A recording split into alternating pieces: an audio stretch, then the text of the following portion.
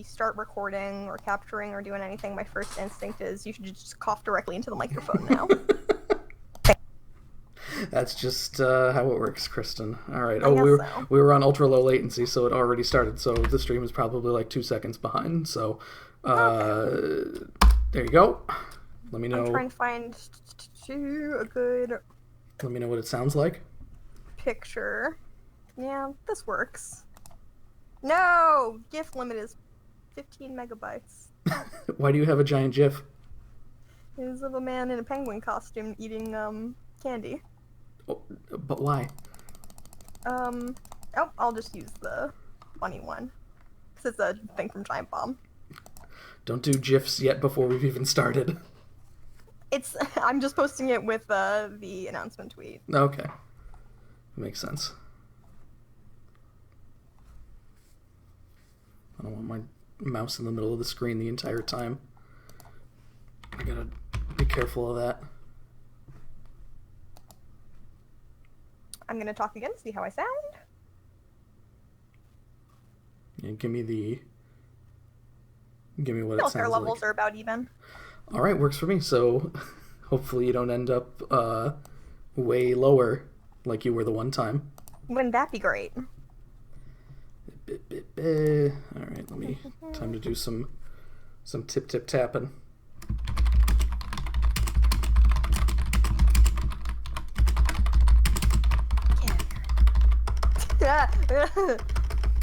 I opened the stream so I could at least see what it looks like, and I got you tip tapping overlaid with you tip tapping. Nice, wonderful. Oh, gotta love the sound. God damn it! I can't hit the K key, for fuck's sake. I was typing book, and I typed bool, and I hit backspace, and I typed bool, and I hit backspace, and I typed bool, and I hit backspace, and I finally got book. That's when I got frustrated. Have I mentioned before, one of the weirdest muscle memory things of my life was at a time period where I still had homework. I would multiple times try to type homework and end up typing Homestuck. God, what a terrible fate. And like, ah! Oh no. Why do my hands do that? Alright, you ready for me to send out some links? Yeah, go ahead. Go for it. Okay.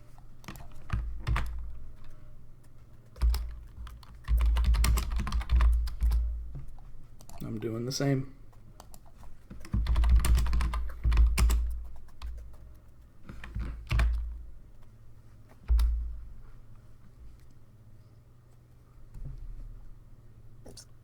Go ahead and do a bunch of retweeting. Move this out of the way.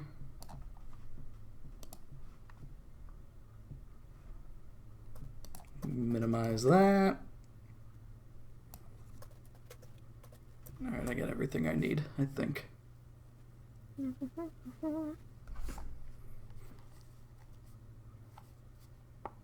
Retweet the ASMR Relationships Twitter. I should follow that Twitter. I didn't even know you had one. Yeah, Joe. Thanks. I didn't know. I mentioned it at the end of every podcast. You've mentioned that you have the podcast. I didn't hear a Twitter handle. Oh wait, at Reddit Gossip, of course. Yes. Wait a second. All right, well that goes to show how I tune out almost immediately during that section. Yeah, no, it's great. I appreciate it. Okay. All right. Sent out. Ready to kick going here? No, but doesn't really matter, does it? Oh shit! Should I open the Indiana Jones music like last time? No. Too bad. Here we go. Oh god. The Indiana Jones theme for 10 hours playing in the background. Great. Oh good, it's already in the saved searches. Indiana Bork's 10 hours. No thank you. We got Indiana Jones instrumental 1 hour, so I guess that's what we're gonna be going with here. That's what we got. So half the stream. Villains, volcanoes, vast treasures. Vast treasure. Treasure and Indiana Jones. Oh, that's still so loud. I gotta turn. Why can't YouTube give me a? No, stop! It's so loud. All right. Where's my sound mixer? Google Chrome. There we go. And we gotta make it low enough so YouTube isn't like, hey, wait a minute, I know that song. John Williams wrote that song, not you. Hang on, get rid of that. Alright. Where is Ethiopia? Okay. Indiana Jones and the Lost Treasure of Sheba. Indiana Jems and the Lost Treasure of Shana. Written by Rose Estes. Ballantine Young Adult Special Book Club Edition. I don't know what that means. It sounds fancy. Find Your Fate Adventure number 2, 31664, $1.95. I forget how much I paid for the 5 books, but I'm pretty sure it was like $10 a book. So you probably paid too much. Villains, volcanoes, vast treasures await you, and Indiana Jones, because you are not Indiana Jones, in the dark corners of Ethiopia. The choices are up to you, which you already read as well. I apologize, Kristen. Yep, I'm still trying to figure out where Ethiopia is. Can I really help Indiana Jones find the lost treasure of Sheba? I'm reading the back of the book right now. That's great. I have to! Last night, 2 men kidnapped my father, Dr. George Ballantine. Oh, wait a minute, are you not the little cousin? Are we a different boy than before? Oh my god, we're a different little kid, I think. Oh. Because before we were little cousin Jones, basically. It's really too much to ask that eventually we maybe be a little girl. Dr. George Ballantine, a military engineer from our apartment. My dad has a map to the long-lost treasure of Shana, and he knows a lot about a mysterious... Whoa! Oh, excuse me, I'm getting ahead of myself here. Oh, no. Kristen, he knows a lot about a mysterious new diamond laser. Wow! I like the sound of that. The fascist forces in Ethiopia want control of both. All right. Here's fantastic news. Yes. I just discovered that Ethiopia is a country. Yes, it is, Kristen. I am on Google Maps right now. Take a look into the history of Ethiopia and find if it ever had any kind of fascist rule, because that seems like a pretty big, Oh man, unless it's like... the Wikipedia page was huge, I'm not gonna check that out. Nazi-controlled Ethiopia, I don't know about that. Oh, yikes. I'm going with Indiana Jones to Ethiopia, a land of dangerous villains, volcanoes, underground mazes, not again. Yes. Oh no! And ruthless spies to find the treasure and save my father. Indy says it's all up to me. I have to decide what to... Why is it... Shouldn't it be the adults' responsibility? Why is Indiana Jones leaving his fate in the hands of a kid? You do it, kid. I have Quote to... Indiana Jones. I have to choose which moves to make. I'm in charge of every terrifying step of the way. Barcode, cover printed in USA. This is Indiana Jones' idea of what a bar mitzvah is. You're a man now. You make the decisions. Okay, here we go. So, first page of the book. The front page of the book, not page number 1 of the book. Yes. Get ready for a dazzling adventure with Indiana Jones. It is 1938. Dr. Roger Ballantine has found what appears to be a map to the fabulous... Valentine with a B? Ballantine, yes, not my Valentine. Dr. Roger Ballantine, like Ballantine Books, which we are reading from. Although not spelled the same. Okay, weird. Discovered a map to the fabulous long-lost treasure of the Queen of Sheba. Dr. Ballantine's latest project, a new diamond laser, capable of cutting through the hardest materials in a fraction of a second, has attracted... I would hope so. Attracted the attention of the fascist forces occupying Ethiopia. Does this book not want to call a Nazi? I mean, let's not start throwing out words we can't take back. They kidnap him in an attempt to possess the treasure and the laser. You are George Ballantine, the doctor's 14-year-old son. You will embark on an incredible journey to Ethiopia with Indiana Jones, trademark, the world's greatest adventurer, a forbidding desert, hostile natives again. Oh no. And the armed might of the fascists awaits you. They're not really hostile natives, like they live there, that's their home. They're hostile to you. They are normal natives that are in fact not hospitable. Aren't you maybe hostile tourists? Your hostility is making them hostile, basically. Oh yeah, you know. Two rights don't make a wrong. If you make the right choices, you will save your father and find the treasure. If you make the wrong choices, you, your father, and Indiana Jones trademark will never be heard from again. Good luck. Let's kill this dad, Joe. I don't have access to a scanner anymore, so I took a picture of the cover of the book this time. But I should really look into scanning the illustrations that are in these books. Yeah, because I never get to see them. Indiana Jones and the Lost Treasure of Sheba by Rose Estes, illustrated by David B. Mattingly Ballantine Books, New York. Picture of Indy, and you are on a camel with a rifle, and you're dressed, dressed like Ethiopia. It's fine. All right. For Tom, best friend and colleague, Rose Estes. That is the dedication. Okay, here we go. Page 1. Page 1. Page 1. It was 10:30 on a windy fall evening. I was nodding over my Italian lesson when suddenly I heard my father cry out in pain. I threw my bathrobe on and hurried into the hall. You know me, Kristen. Wait, I love Italian naked? I love studying Italian in the nude. Interesting. My hand was on the doorknob to my father's room when I heard a heavily accented voice say, "I want those blueprints, Doctor. Your laser is essential to us. We will do whatever is necessary to obtain them. If you refuse to help us, the consequences for you and your family will be serious.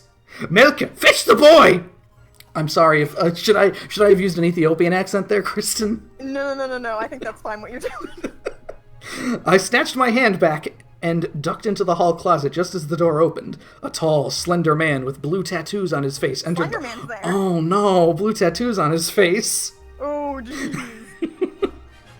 He moved in my direction, and his heavily lidded gold eyes seemed to look straight at me. My heart was pounding so hard, I was sure he would hear, but he only turned and crept silently toward my room. My absence would be discovered within seconds. If I was to get help, I had to leave, and fast. Gathering my courage, I darted into the study, grabbed the pouch with the top secret laser blueprints, and slipped out.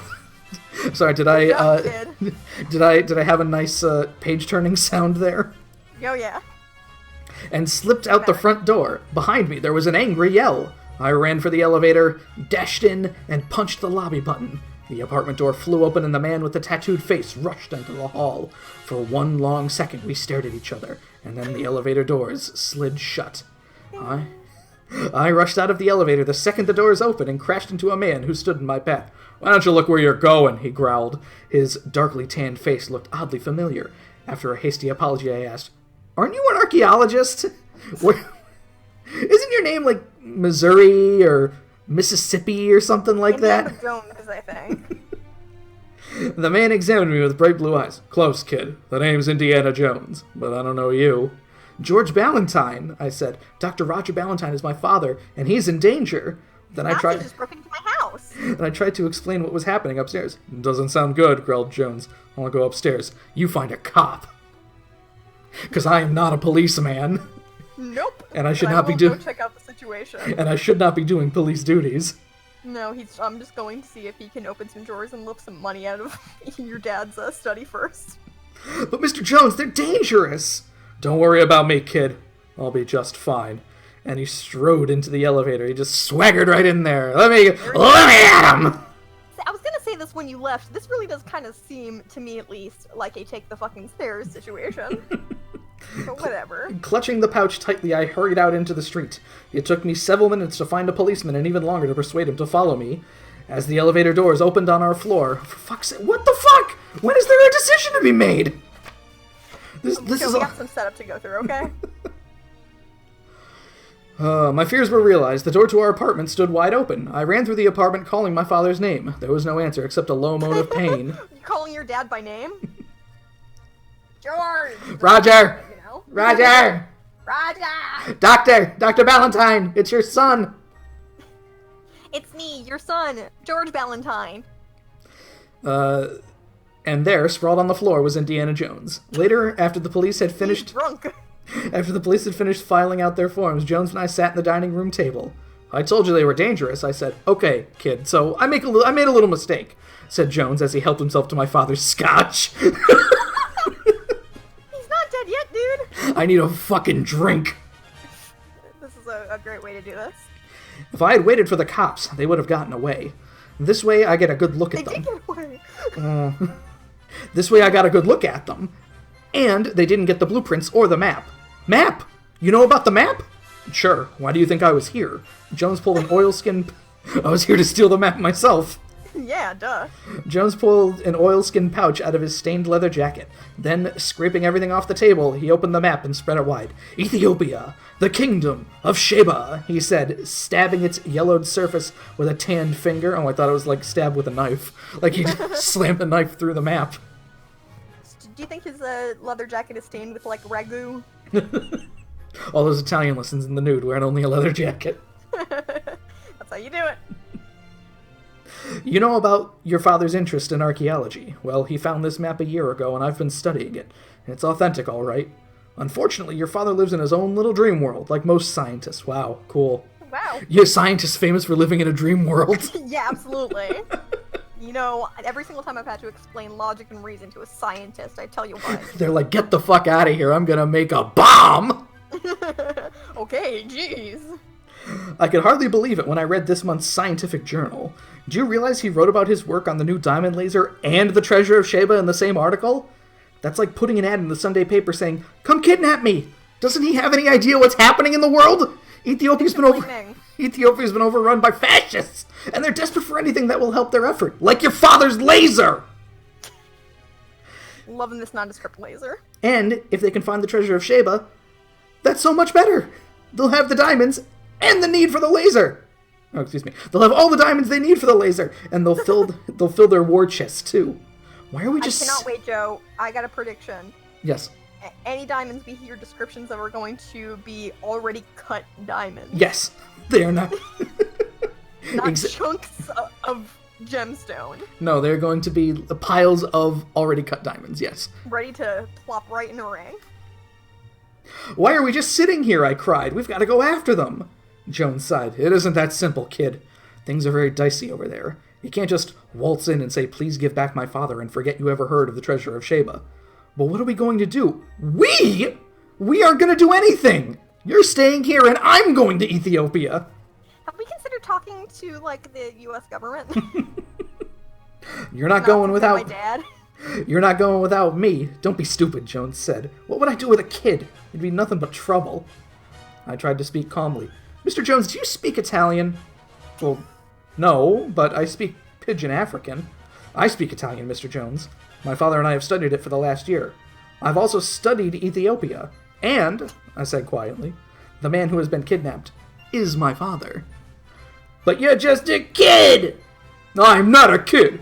I'm 14 years old and the top of my class. I'm in excellent physical condition, and I have earned 16 Boy Scout merit badges, as well as my marksman medal. Boy Scout badges, groaned Jones. Then, before I could reply, he held up his palm and said, okay, you win. But the first time you complain, I send you home. I shall not complain, sir. Hey, Joe. Yes. What year is this taking place again? 1938. I have some great news, Joe. Yes. The fascists are Italian. Mussolini. Oh no, I should have... Oh. I should have did an Italian accent for them instead of a German one. Oh, excuse me, hey, Nazis don't have to be German. Excuse me. And Italian fascists don't have to be Italian. That's what I was afraid of, muttered Jones. Okay, let's look at our choices. Bending over the fragile map, I pointed to 2 areas that were circled in red. Kristen, please note page 6. Fuck's sake. Oh, I'm sorry. Scroll down. Yeah, I didn't even realize.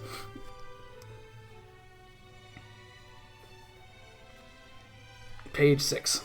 So, we got 2. Do you want to take a wild stab in the dark as to what K-pop group that is? No fucking clue, Kristen. It's Blackpink, only the most popular one. I've never even heard that name before. That's impressive. They've trended on Twitter multiple times in the past few years. I don't look at trends on Twitter, Kristen. That's probably for the best. Okay, so our 2 options. If they're looking for the treasure, they might have taken him to Lalabella. It's an ancient site, and I know my father thinks that's where the treasure is hidden. Or we have, I disagree. I think there's more of a chance that they took him to Addis Ababa, which is, I should know, because that's the main capital when you choose the Ethiopian Civ in Civ 5. Who is Never heard of it. Haile Selassie, I believe. Anyway. Pointing to the circle on the map. That's where the fascist headquarters in Ethiopia are. So, Kristen, are we going to Lalibela or Addis Ababa? I want to say Adaba, but that's... The B and the D look very similar if you didn't know, Kristen. Yeah, I don't know how to spell either of those. So let's just go with place number 2. Place number 2. Go to page 7. Easy. Cool. Cool, I love it. Place number 2. Addis Ababa. As our freighter approached the Red Sea port of Djibouti, Jones turned to me and said, "George, have you had the feeling that someone's been watching us for the last few weeks?" Oh, the last few weeks! Oh, the last few... Oh, the last few weeks. If it's been happening for a few weeks, is now the best time to be bringing it up? When you're going into port, maybe, because you don't want to cause a scene on the boat, maybe. I don't know. Unless you throw the people watching you off the boat, so. That fellow with the squint seems to hang around a lot. Yeah, I thought so too. As the rusty prow of the boat slid through the sapphire water and the dock drew closer, I glanced around nervously. What should we do? Ignore him. Maybe he'll go away once we dock. But when the ship thumped against the massive wooden dock and porters swarmed aboard, the man with the squint continued to hover nearby. Brushing the porters aside, Jones picked up our luggage and headed down the swaying gangplank. "Welcome to Africa," oh, he said. For some reason in my mind, there was a fucking hula girl with a lei there, like, "Welcome to Africa!" Yeah! Here's your complimentary African lei. Mm-hmm, of course. He said as the strong smell of donkeys and camels don't seem like they should be in the same place, because I believe they fill the exact same role, don't they? They're like pack animals. Yeah, I mean, maybe they're both eaten animals, too. Donkey. A lot of tasty meat in that hump, Joe. And flies buzzed around my head. And people assailed my nostrils and swarms of flies buzzed around my head. Without the sea breeze, the heat pounded down relentlessly. As we pushed our way through the crowd, my vision began to blur and I felt my knees go weak. "Hey kid, don't faint on me. There's some shade near that building. Can you make it? Drink some water." Unfortunately, pick me up. Unfortunately, Kristen, in 1938, they didn't have Stay Hydrated bot, so they didn't know when to take a drink. Yeah, so... Man, this kid would have been fine if he just had Twitter. Somehow I got there and collapsed in the meager shade. "Here, suck on this salt tablet. We're gonna really dry you out." Oh my god. Speaking of, let me get a little, take a sippy quickly here.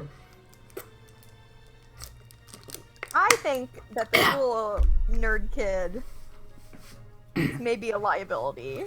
I gotta look, because the cover of the kid on the cover of this book, I believe, is the same as the kid on the cover of the first book. I'm pretty sure. Oh wow, or would you believe they're just boys that look similar? It's the heat. It affects everyone at first. You get used to it after a while. Slowly I opened my eyes and saw 2 figures before me. I shook my head to clear it and realized one of the figures was our squinty companion from the ship. I opened my mouth to shout a warning, but it was too late. He slammed the stick down on Jones's head, and Jones staggered and nearly fell. Turning, Jones wrenched the stick out of the man's hand and began to beat him with his own weapon. Yeah, nice. There is a lovely illustration of a struggle between Indiana Jones and a man with a stick. I can't think of anything that complements your arrival in a very hot climate better than a gaping head wound. At the first blow, the man began to screech. High, shrill cries that soon attracted a crowd of natives. A crowd of people. Responding to the man's cries, they fell upon James and dragged him into a larger square. The squinty man danced alongside, clutching his head. All right. Danced. Squinty man danced alongside. Okay, that's what it was. Clutching his head and howling loudly. Alarmed, I hurried after them. The crowd turned in at an imposing pair of gates, filed into a huge courtyard, and stood facing a large stone and adobe house. After a moment, the wooden doors opened, and out stepped an old man, dressed entirely in white. The squinty man hurried forward. Pointing the index fingers of both hands at Jones, he began to wail and shout accusingly. After listening for a time, the old man held up his hand for silence. Turning to Jones, who struggled in the grip of 2 muscular men, he spoke in an unfamiliar language. "I'm an American!" shouted Jones. "I have my rights!" Oh, geez. No, I said I have my rights. That's me. Okay.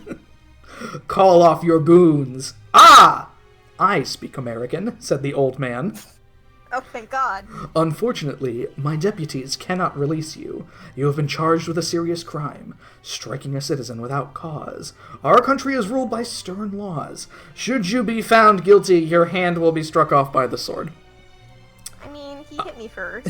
He didn't steal anything, Kristen. No.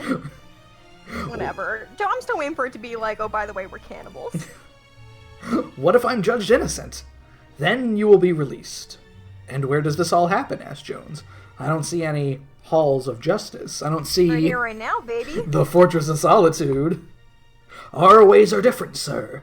This is your hall of justice, said the old man, waving toward the courtyard, pointing to the crowd who followed his every motion. Pitbull and scorpions. They are the witnesses. I am the judge. Okay, Kristen, please note page 11. Ew. Page 11. Page 11.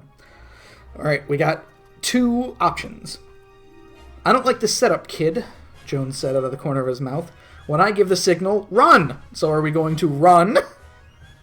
We'd never make it, I whispered. Stay and take your chances. This fellow looks honest. Or are we going to stay for what could possibly be kangaroo court? Well, again, we did get bashed first. And running away seems stupid. It's not like we're just at a museum in China picking up some earrings and being surprised when the alarm goes off. Kristen, will it change anything if I say running away goes to page 12 and staying goes to page 13? So potentially if we run away, it could be the first ending of the book. Okay, fine.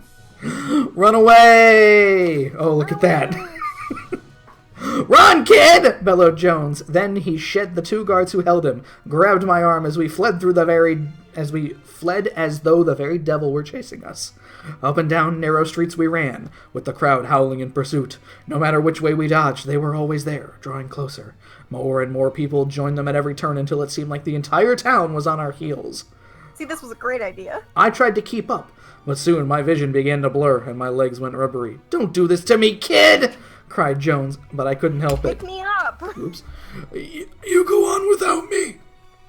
I'll try to stall them, I gasped as I sank to the ground. Don't be dumb, kid. That's not my style. After putting his fists up, Jones turned to face the crowd. The end?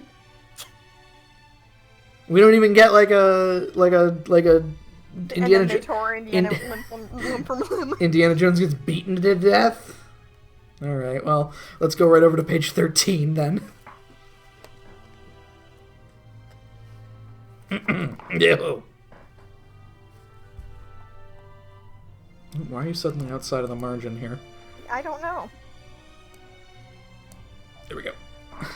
That should help. Okay, so Jones reluctantly agreed, then, turning to the old man, said, I have read of your open-air courts and believe that an innocent man can clear himself. We have no objection of being judged, because Mr. Jones is innocent. Oh, right, this guy studied Ethiopia, of course. I know about Ethiopia. Well, actually, Dr. Jones. Running is stupid. Well spoken, young man, said the judge. If the defendant will promise good behavior, my deputies will release him. Give him your word, Jones, I whispered. Well, like, are we coming back for, like, a postponed court date? Jones growled, and then he said, I promise. I've got nothing to hide. At a gesture from the old man, the deputies released Jones. The next few hours were very interesting. The squinty man, whose name was Fantu Sharif, insisted that Jones had attacked him without provocation. Jones denied the charge, and the crowd joined in with their own comments. Finally, the judge spoke. It is my opinion that Mr. Sharif has not proved his charge. Therefore, it is my decision that the matter be dropped. Mr. Sharif, you will pay the court costs, and let this be the end. Fantu Sharif... Like, with his hand? Not with his hand, thankfully. Fantu Sharif... where are we? Fantu Sharif paid the deputies and slunk off with a glare of murderous rage. Turning to us, the judge said, "If you would care to join me, I would be pleased to have you as my guests for dinner.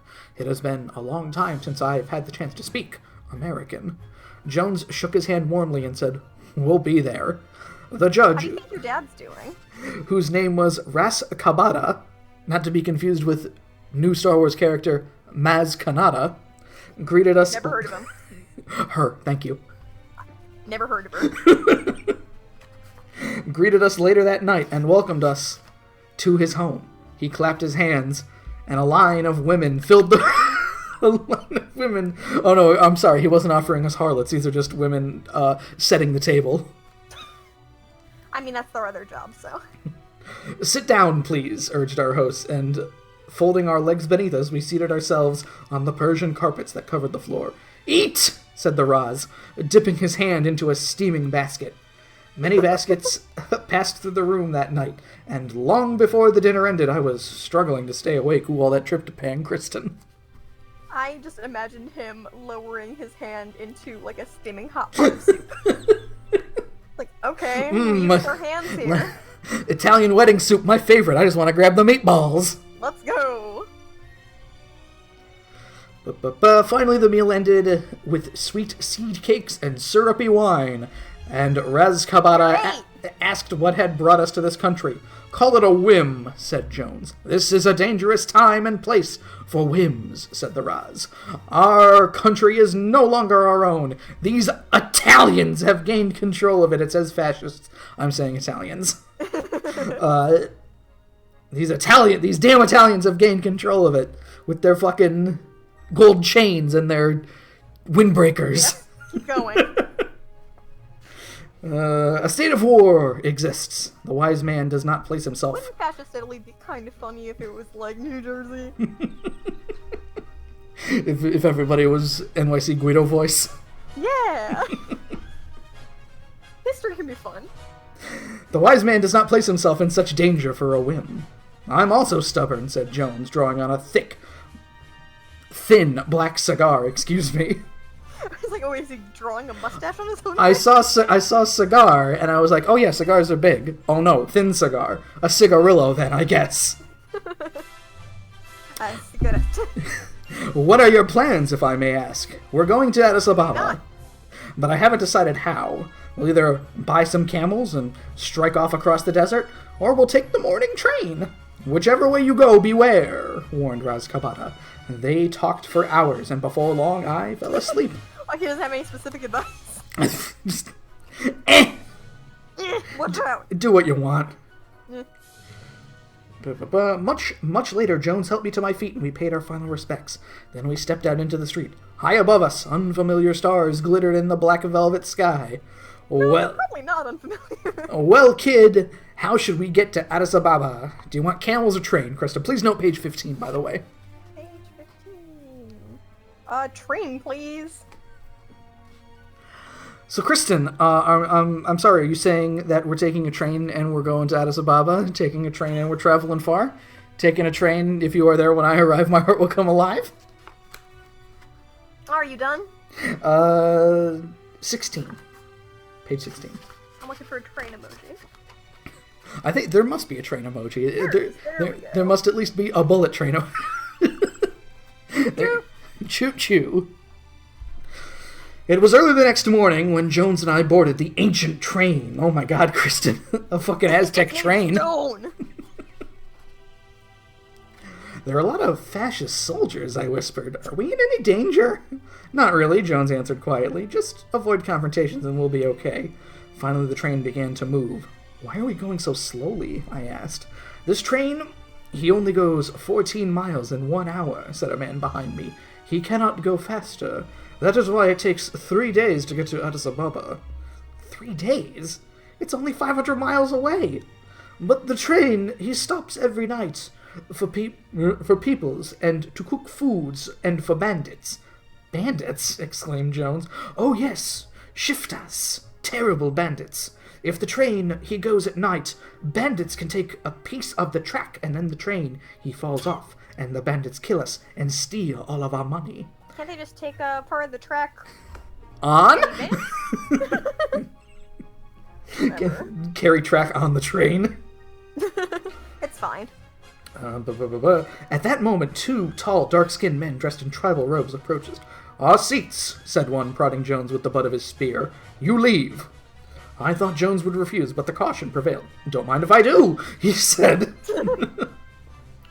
"The seat's too small for me, anyhow." We edged past the two men, but they made no move to take our seats. "This red face is no warrior," jeered the second man as he jabbed Jones in the chest. Red face. Embarrassment? Let's just say embarrassment. Yeah, sure. "He is an old woman and needs to sit down." Then he sank the butt of his spear into Jones's stomach. Jones doubled over, clutching his stomach and gasping. I do not wish to ride with this old woman," said the first man, pinching Jones's neck in a paralyzing grip. "He's a Vulcan, Kristen!" Oh no! "It's Spock!" This really got dramatic fast, didn't it? He pulled him from his seat. Jones fumbled for his whip, but his fingers lacked the strength to free it. His face was white with pain. The warrior walked Jones down the narrow aisle toward the open door. I shall toss this old woman off the train.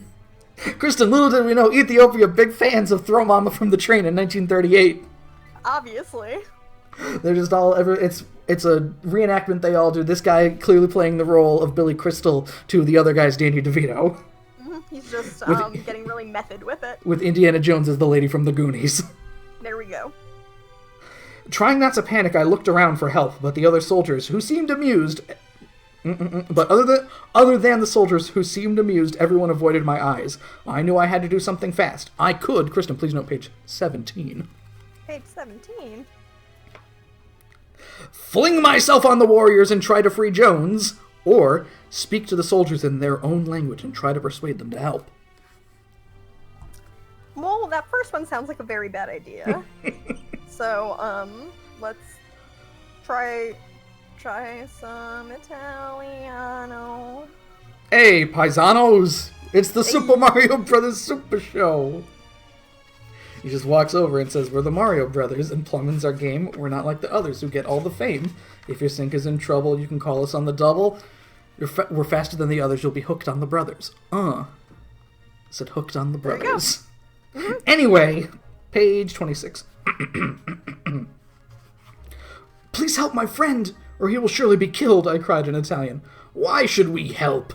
asked a large shoulder who lazed comfortably in his seat. We don't even know you! Because he's rich and will reward you." Some silent agreement passed between the soldiers, and they swarmed out of their seats to join in the fight. In a moment, the aisle was filled...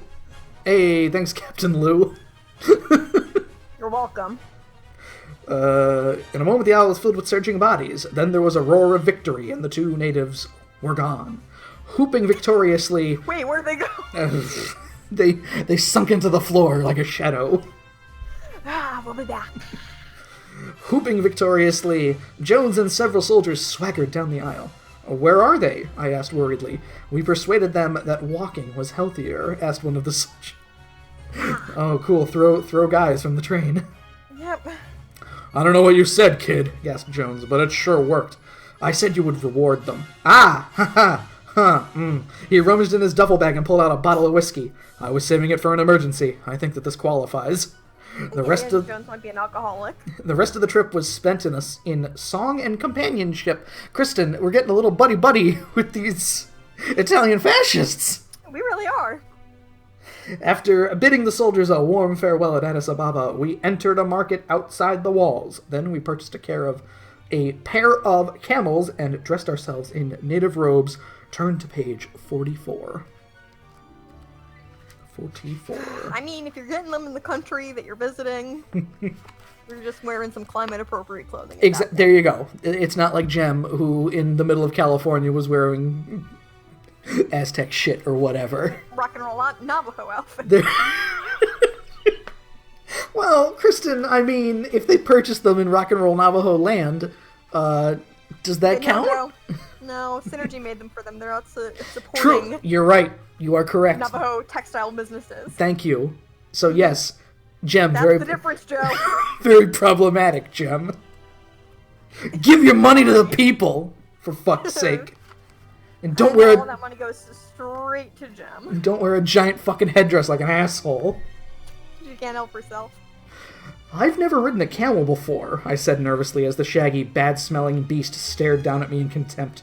You'll get used to it. Thinking about going 500 miles on one? And then going 500 more? You'll get used to it. Jones tugged on his camel's reins, and it knelt obediently in the dust before him, swinging He's gotta kiss it on the mouth. Swinging astride, he mounted the huge creature. Trying to ignore the circle of grinning natives, I imitated him, but my camel only snorted at me and refused to move. You've got to show him who's boss, kid. Give him a little tongue, said Jones, smacking the camel with a stick. He forced it to kneel so I could mount. As we headed into the desert, my camel turned and looked at me. The evil expression on its face was a promise that my troubles had just begun. Hey, motherfucker! You think you can just come here and ride me? Ow! Why don't you think again? We rode all day and made camp that evening next to a low, rocky hill. Although we had brought provisions with us, Jones climbed the rocks, and we used his whip to bring down the 3 rabbit-like creatures. Also, wait a minute. Can I go back to... Let me go back to page 15 here. What? 44... 26. I'm just wondering, I think the entire train adventure was superfluous. Yeah. And I was wondering, like, wait a minute, why did we... I thought the train was going to Addis Ababa. But no, we're just getting right on the camels. So page 15 said to go to page 44. And then the thing on page 17 said to go to page 44. So here we are. Whatever. On the camels. I'm glad that we had the train adventure. I am. I'm glad that Indiana's not carrying around a big glass bottle of alcohol in his fanny pack. Oh, Kristen, maybe that'll come up later. We'll get to a decision where it's like, hey, if you still have the bottle of whiskey, turn to page whatever. If you have no idea what the fuck we're talking about, go to this page. Good, I hope so. Hyraxes, said Jones, showing me how to skin and clean them. It's better to live off the land and save your supplies for when you really need them. We roasted the for when you need to give your bottles of whiskey to Italian fascists. We roasted the animals over a small fire and washed them down with hot tea. Jones woke me before dawn, and we mounted the grumbling Yep. We mounted Joe Camel and continued our trek north. Drifting sand gave way to stony soil and scrubby brush. Once we saw people and rode to investigate, but all we found was a hut made of flattened kerosene cans, a tiny spring, and a stunted garden. And an Italian flag. Where did they go? I asked, standing high on my stirrups, searching the horizon. Hiding, grunted Jones, as he allowed the camels to drink. They're afraid. Of what? I asked as we rode away. Everything. Bandits, Italians. It's a rough country, kid. You either fight to... Kristen, just so you know... Italians are the same thing. Anytime I say the word Italians, fascist is written in the book. Okay. You either fight to keep what's yours or you run away. As we rode, Jones flushed quail out of the brush and dispatched of them with his, fucking hunting quail with a whip. Jesus. We're also having a lot of detail happening here that I can't help but notice. We are avoiding the parts where they have to poop in front of each other. Does one of them have a fucking spade to dig a commode or something like that? God, I hope just so. Gotta go in the bushes, I guess. Indiana was like, okay, I'm either gonna bring the whiskey or bring the tiny shovel.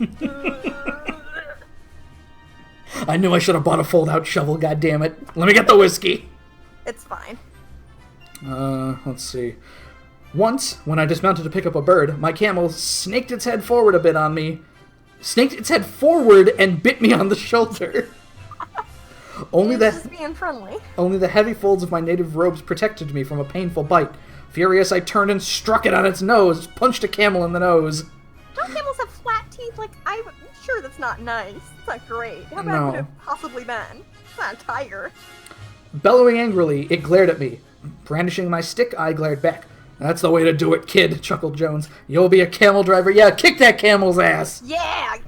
Beat the shit out of that thing. The camel sulked along after that, but gave me no trouble. I was quite pleased with myself by the time Jones called a halt. We dismounted below a stony ridge, and Jones built a small fire out of shrubs, which gave off a thin thread of greasy black smoke. Best try to sleep now, Jones muttered.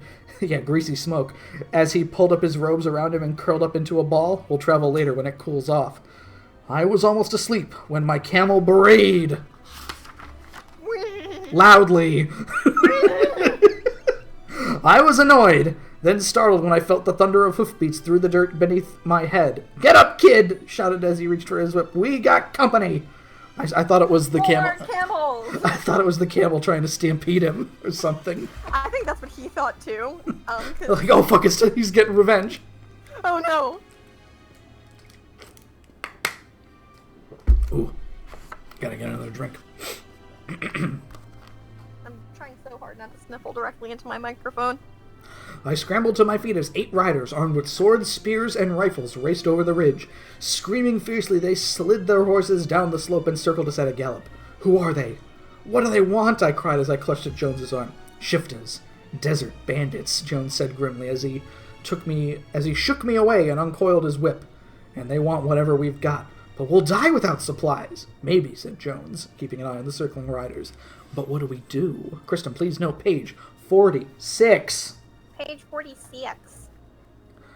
All right, Kristen, we're outnumbered, but we can fight and hope to win, or give them what they want and see if we can just walk away from this alive. No, we're gonna give them all our stuff. Okay, give them what they want. Go to page 47. Your father will never forgive me if I get you killed, Jones muttered. I won't get killed, I cried. Come on, Jones, let's run off. There are only 8 of them. Run them off, excuse me. Believe me, kid, I'd like nothing better, but I can't take chances with your life. Throwing down the pistol, Jones called out to the bandits. Grinning widely through stained and broken teeth, the bandits approached. Seeing that Jones offered no opposition, they quickly loaded all our possessions onto our camels. And rode off laughing. Good, I didn't like that camel anyway. I don't know, whatever. At the crest of the ridge, my camel looked back at me, curled its lip, and added its hideous bray to their laughter. Wow, what an ass! An evil camel. What an asshole! I never did like camels, said Jones, kicking a rock. We could have fought them off. I already told you, kid. I just couldn't take the chance of either one of us getting hurt or killed. This way, at least we're both alive. Turn to page 18. I did not receive the information in advance that Indiana had a gun. I feel like that actually stacked things in our favor quite a lot. If he only had a whip, you thought? Yeah. No, he's got a gun. A gun. Against 8 guys. Guess I should have known. I haven't seen the movies, Joe. Terrific! Here we are in the middle of the desert, miles from anywhere. We'll never get to Addis Ababa, I muttered. Have faith, said Jones as he crawled to his feet. I've been in worse spots than this. Trust me, everything will be fine. And it was! Jones was a master of the whip, and by evening a rabbit and 4 small birds were roasting on our tiny fire. The sun rose fast the next day, and soon the heat was unbearable. Though Jones spotted some hills in the distance at midday, it was evening before we reached them. You stay here, kid, he said. I'm going to see if I can find some water. I'm peacing out. Don't wait up. I was too tired to speak. Sinking into the ground, I quickly fell into an exhausted sleep. Much later, I heard footsteps and something touched my side. I opened my eyes and saw a pair of polished boots. And as I scrambled to my feet, the officer turned and said in Italian, Here's another one of them! And down the hill came Jones, followed by a group of soldiers whose rifles were all pointed at him. Well, I found out what was on the other side of the hill, Jones said with a crooked grin. Can you make out what they're saying, kid? They were arguing about what to do with us. For a while, it seemed like they might just let us go. But in the end, the officer, who kept staring at Jones, decided to take us to their camp in Addis Ababa. See, I told you we'd get there, didn't I? Said Jones. Yes, but I didn't expect it would be as prisoners of the Italians, I answered. It's fine. Keep it down, kid. We'll figure out a way out of this. We were loaded onto a large canvas-covered truck and made to sit with our backs against the cab. The officer riding up front didn't know it, but I could hear everything he said. I know that man's face. I can't place him. But it'll come to me, he told the driver. Stop at the orphanage. Oh no, Kristen. He me on a billet at my restaurant once. Stop at the orphanage and we'll get rid of the boy. He's of no use to us. Then we'll take the man to the headquarters to interrogate him. Starlight House, Kristen! New orphan! George! Yeah, George. New Starlight Girl, George.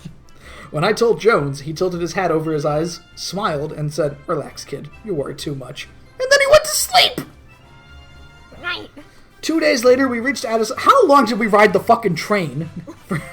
It doesn't seem like very long. No. And like the whole train point was to avoid bandits. So I don't... We could have been stopping every night to have a meal if we stayed on that train. Oh, excuse me. Wake up! 2 days later, when we reached Addis Ababa, a bewildering sprawl of stone, mud, and adobe buildings. Throngs of soldiers and white-robed natives crowd the streets. Camels, donkeys, horses, and children were... One of these things is not like the other. All the types of animals there are. Camels, donkeys, horses, children. And there, rising up out of the center of the town, was an ancient stone obelisk. "My God!" gasped Gones. "If that's not what we're looking for, I'm a 5-footed duck. The treasure's got to be under there somewhere." He scrambled up for a better look, but a soldier forced him back into his seat. The truck screeched to a halt, and rough hands pulled me out. Out of the soldiers, looking bored and annoyed... What? One of the soldiers, not out of the soldiers. Shoved me through the door of a rundown church. "I have a new charge for you, Father Prello," said the soldier, as a fat monk in a rumpled cassock came forward. He pushed me into the monk's hands, then turned and walked back out the door. "Just what we need, another mouth to feed," said the monk. "Another one for the pizza kitchen," said the monk with a sigh. "You don't have to feed me," I said in Italian. I was afraid to tell them, but I was just exploring. "My mother will be very angry if she finds out I was brought in. Please let me go. I won't do it again." The monk looked at me closely and then smiled. Placing an arm around my shoulders, he walked me to the door. "Time is short, young man. Let us pray that when you grow up, you are still exploring instead of soldiering. Go home now." Aw, thanks. I reached out the door just as the truck pulled away. I crawled up into the spare tire carrier and held on for dear life. Wow, like under the truck? Man, this 8-year-old rules. And held on for dear life as the truck drove down a rocky street. Just as I was beginning to wonder if I could hang on any longer, the truck pulled up in front of a large adobe building marked Military Headquarters. In what language? Addis Ababa's famous military headquarters. Of course. The tailgate was lowered, hiding me from view, and I could hear Jones cursing as they shoved him into the back of a building. My mind raced. What would they do to him?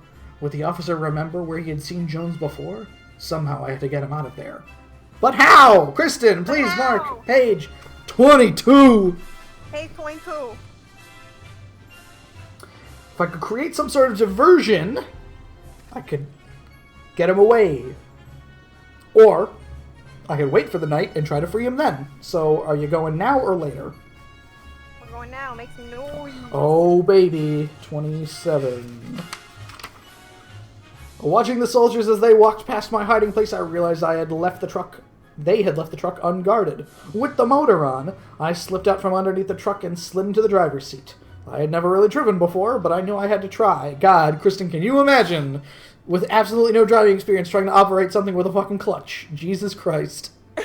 I'm just thinking, like, what is the equivalent of that for me? Like, me being sat down, like, in, like, the seat of a helicopter and being like, okay. What are we doing? It's like, yeah, you taking a jet mid-flight and being like, alright, what kind of distraction can I make? I'll figure it out, just give me a second. I moved the clutch and turned the wheel. There was a grinding shriek as the truck lurched forward, picking up speed with every passing second. Startled faces flashed by, and I saw that I was heading straight for Jones and his captors! Throwing up their hands, they broke away from Jones and ran, 2 seconds before the truck rammed into the building. My head was... Oh no, you were still in there. Yeah, I don't know why you didn't tuck and roll. My head was spinning as the truck was My head was spinning and the truck was spluttering when Jones wrenched the door open and flung himself in beside me. "You learned this in the Boy Scouts?" he asked, backing the truck free of the building. There's blood everywhere. And gunning it down the street. It just seemed like the right thing to do. "Are we gonna make it, Jones?" I asked as a flood of army vehicles took up the chase. "I don't know, kid. Just hang on to your seat and pray." The end. ending. These are cliffhangers, if anything. Yeah, okay, so I guess we'll go get him later. Alright, turn to page 28.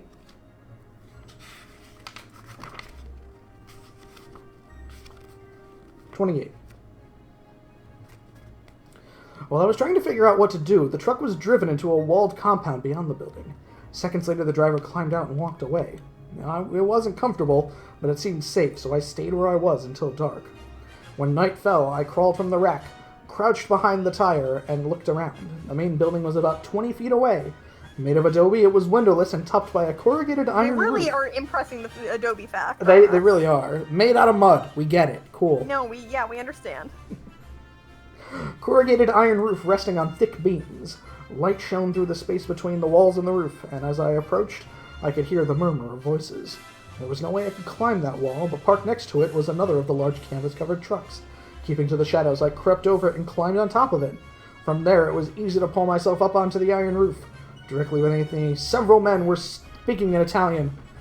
"Oh, what's for dinner, Nico?" asked one. Hey. "Same old thing, that cursed stew," replied the second. "The professor seems to like it," said a third, and my heart lurched. "Do you think he'll tell the commandant what he wants to know?" "No, he's too stubborn. If he doesn't, the commandant might kill him. You know how angry he gets."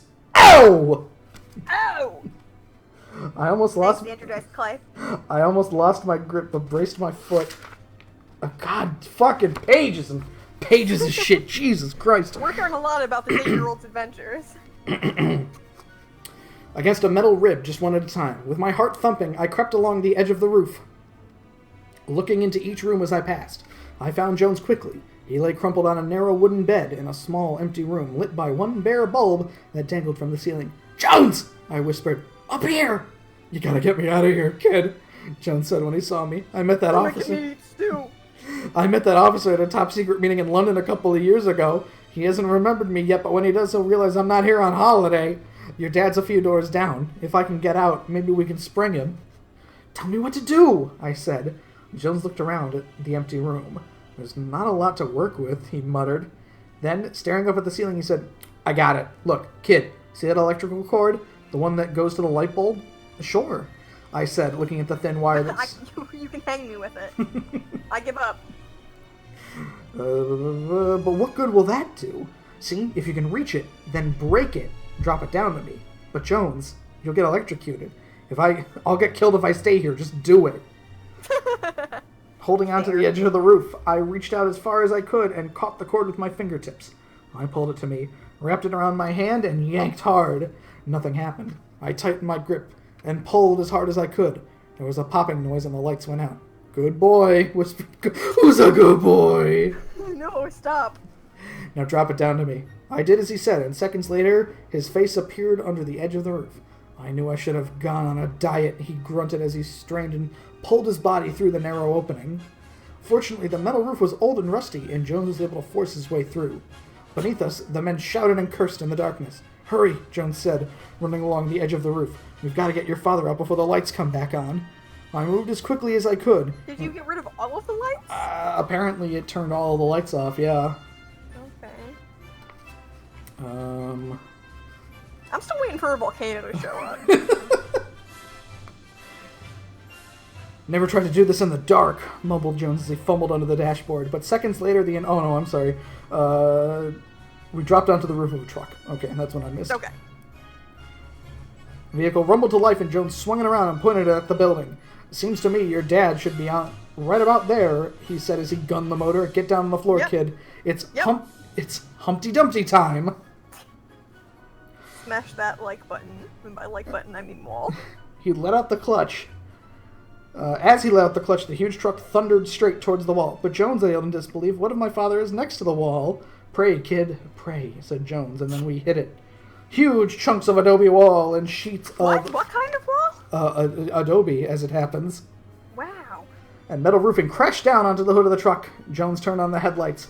There, standing dazed in the glare, was my father. Jones leaped out, grabbed my father, and dragged him into the truck. Switching the lights off, he reversed the truck, floored the gas pedal, and screeched out of the compound. He dust and diamond out of the compound. "Jones," asked my father shakily, What are you doing here? We came for you, Dad. George! My father said, noticing me for the first time. You shouldn't be here! It's too dangerous! We'll argue about that later, Jones said through clenched teeth as the truck hurtled through the dark and deserted streets. Right now, we have to stay alive long enough to get out of this country. No, said my father. I'm not leaving yet. I found the treasure. Are you crazy? Shouted Jones. I hate this fucking dad. I'm about 2 seconds. In about 2 seconds, this town is going to be swarming with Italians. They're going to find us, and we've had it. We got to keep going. Okay, Kristen. Oh, wow, they spoil this immediately. So, Kristen, please note page 32. Page 32? So we have two options. Roger, this is not a wise decision. We should leave. Which says go to page 33. And Kristen, at the end of page 33 is a big fucking the end. So let's just go right to page 33. Yeah, I guess so. I know how you feel, Roger, said Jones. This hasn't been easy on any of us. But it's hard to leave now. It's hard to leave now that we're this close. The treasure has kept for 3,000 years. It'll keep for a few more. I guess you're right, my father said sadly. From that moment on, we traveled in silence. Somehow Jones managed to avoid the patrols. And by morning, we were well on our way to the coast. The truck ran out of gas just as we reached the desert, and Jones drove it into a deep ravine. Wait here, I'll be back. On purpose? He said. Then he disappeared into the brush. Hours later, he reappeared, followed by a small band of robed men. The men examined the truck inside and out, and hunkered down next to Jones and bargained. An hour later, swathed in native robes, we rode into the desert on 3 ranky camels. My father turned and watched the high plateau slowly disappear behind us. One day, he said softly, one day we'll come back. The end. Or you could just leave it there. Yeah. It doesn't belong to you. It belongs in a museum. No, it belongs to the people who own it. Jones, we gotta try to find the treasure. Page 34. We've got to get to the tunnels under the obelisk, said my father.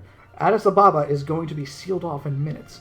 We'll never get out alive. Our only hope is to get rid of the truck and go underground. It's the last place they'd think to look. They'll never find us there. Is it the only place you could go? Lights and sirens split the night air, and finally Jones drove the truck into a dark alley and shut off the engine. We'll do it your way, Roger, but I hope you know what you're talking about. I think your dad is crazy with greed. Ooh. My father Probably haven't been feeding him very well. It's delirious. I've been feeding him stew! No! I've been feeding him stew pickles! They've been feeding him Drew pickles! No! Creeping from shadow to shadow. Oh, excuse me. My father grinned. They brought me down into the tunnels, hoping I'd find the treasure for them. I lied. I told them I hadn't found it. But I have. Cool, thanks. Okay. Creeping from shadow to shadow, we approached the obelisk in the center of the city. My dad pressed a carving high above our heads, and a stone panel slid aside. We entered it, and it slid shut behind us. Total darkness pressed on all sides, and a musty, dry smell filled my nose. A light flared, and my father stood outlined in the glow of a torch. He handed it to Jones. Musty, dry, and oxymoron? Because musty implies that it's, damp, I think. Yeah, humid, I think. Well, whatever. I'm picking a strange thing to get caught up on. He handed it to Jones and lit another for himself, and led the way down the dark corridor. The path sloped at a steep angle. Ancient hieroglyphics covered the walls. What do these say? I asked. It's just the usual stuff, kid. You know, death to all who enter. A chill ran through me. Are you worried? No, he's drunk. He's never been worried about anything in his life. No, you get used to it. There's usually at least one nasty trap to take care of unwelcome visitors. Have you found it, Roger? Yes, it's around the next corner. I haven't disarmed it. It still works. At that moment, what is it? A gust of air blew through the corridor and the torches flickered. Jones stopped and turned in a crouch. Someone just opened the panel, he whispered. Is there another way out?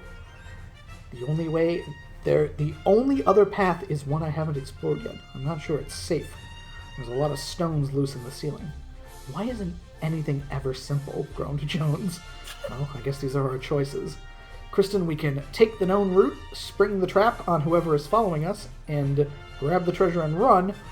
Or we can make it seem as though we went down the other corridor, the unknown path. make it seem as though. That sounds like that's what we would be doing. Yeah. Well, the part where it says take the treasure and run sounds like a bad idea. What page are we on? 30. Oh, I'm sorry. Yes, please note page 35.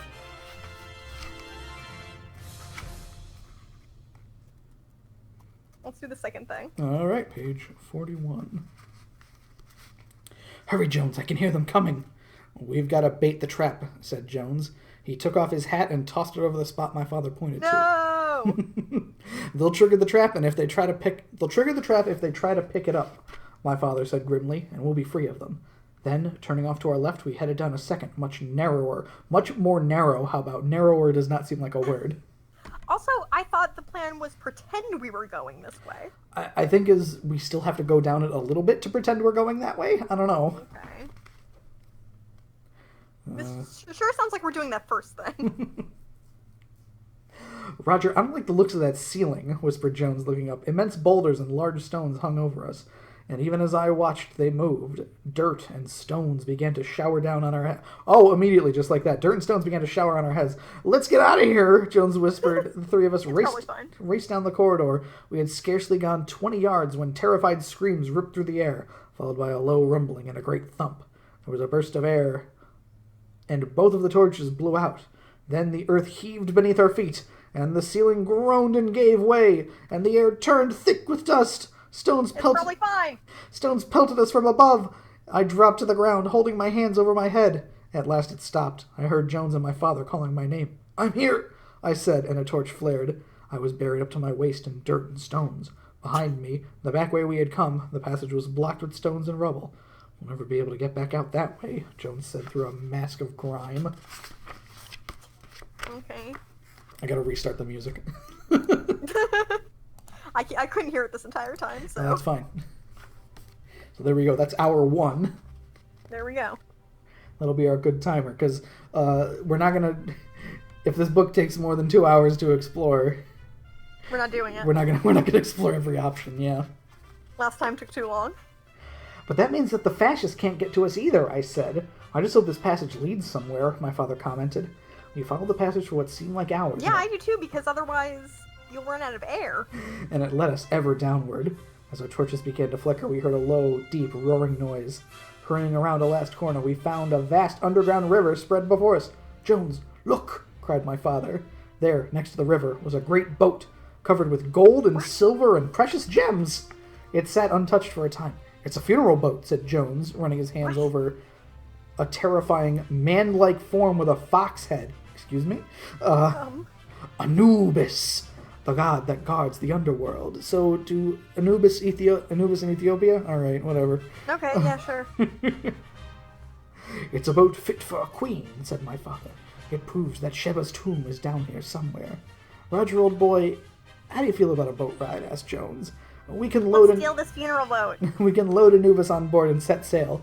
My guess is that the river comes out at the foot of the plateau. If we stash the boat in a ravine, hike back to the coast and get some supplies, we can come back for it. Once we're back in New York, we can lay our plans for a proper expedition. This war can't last forever. "But Jones," my father said hesitantly, "it's a priceless museum piece. We can't use it to escape. That would be sacrilege." "Roger, it's a boat. And as I see it, it's our only way out. You can stay here worshipping its beauty until you die next to it. Or we can use it to get out of here. And if the gods are with us, we'll make it." And we did. The end. What?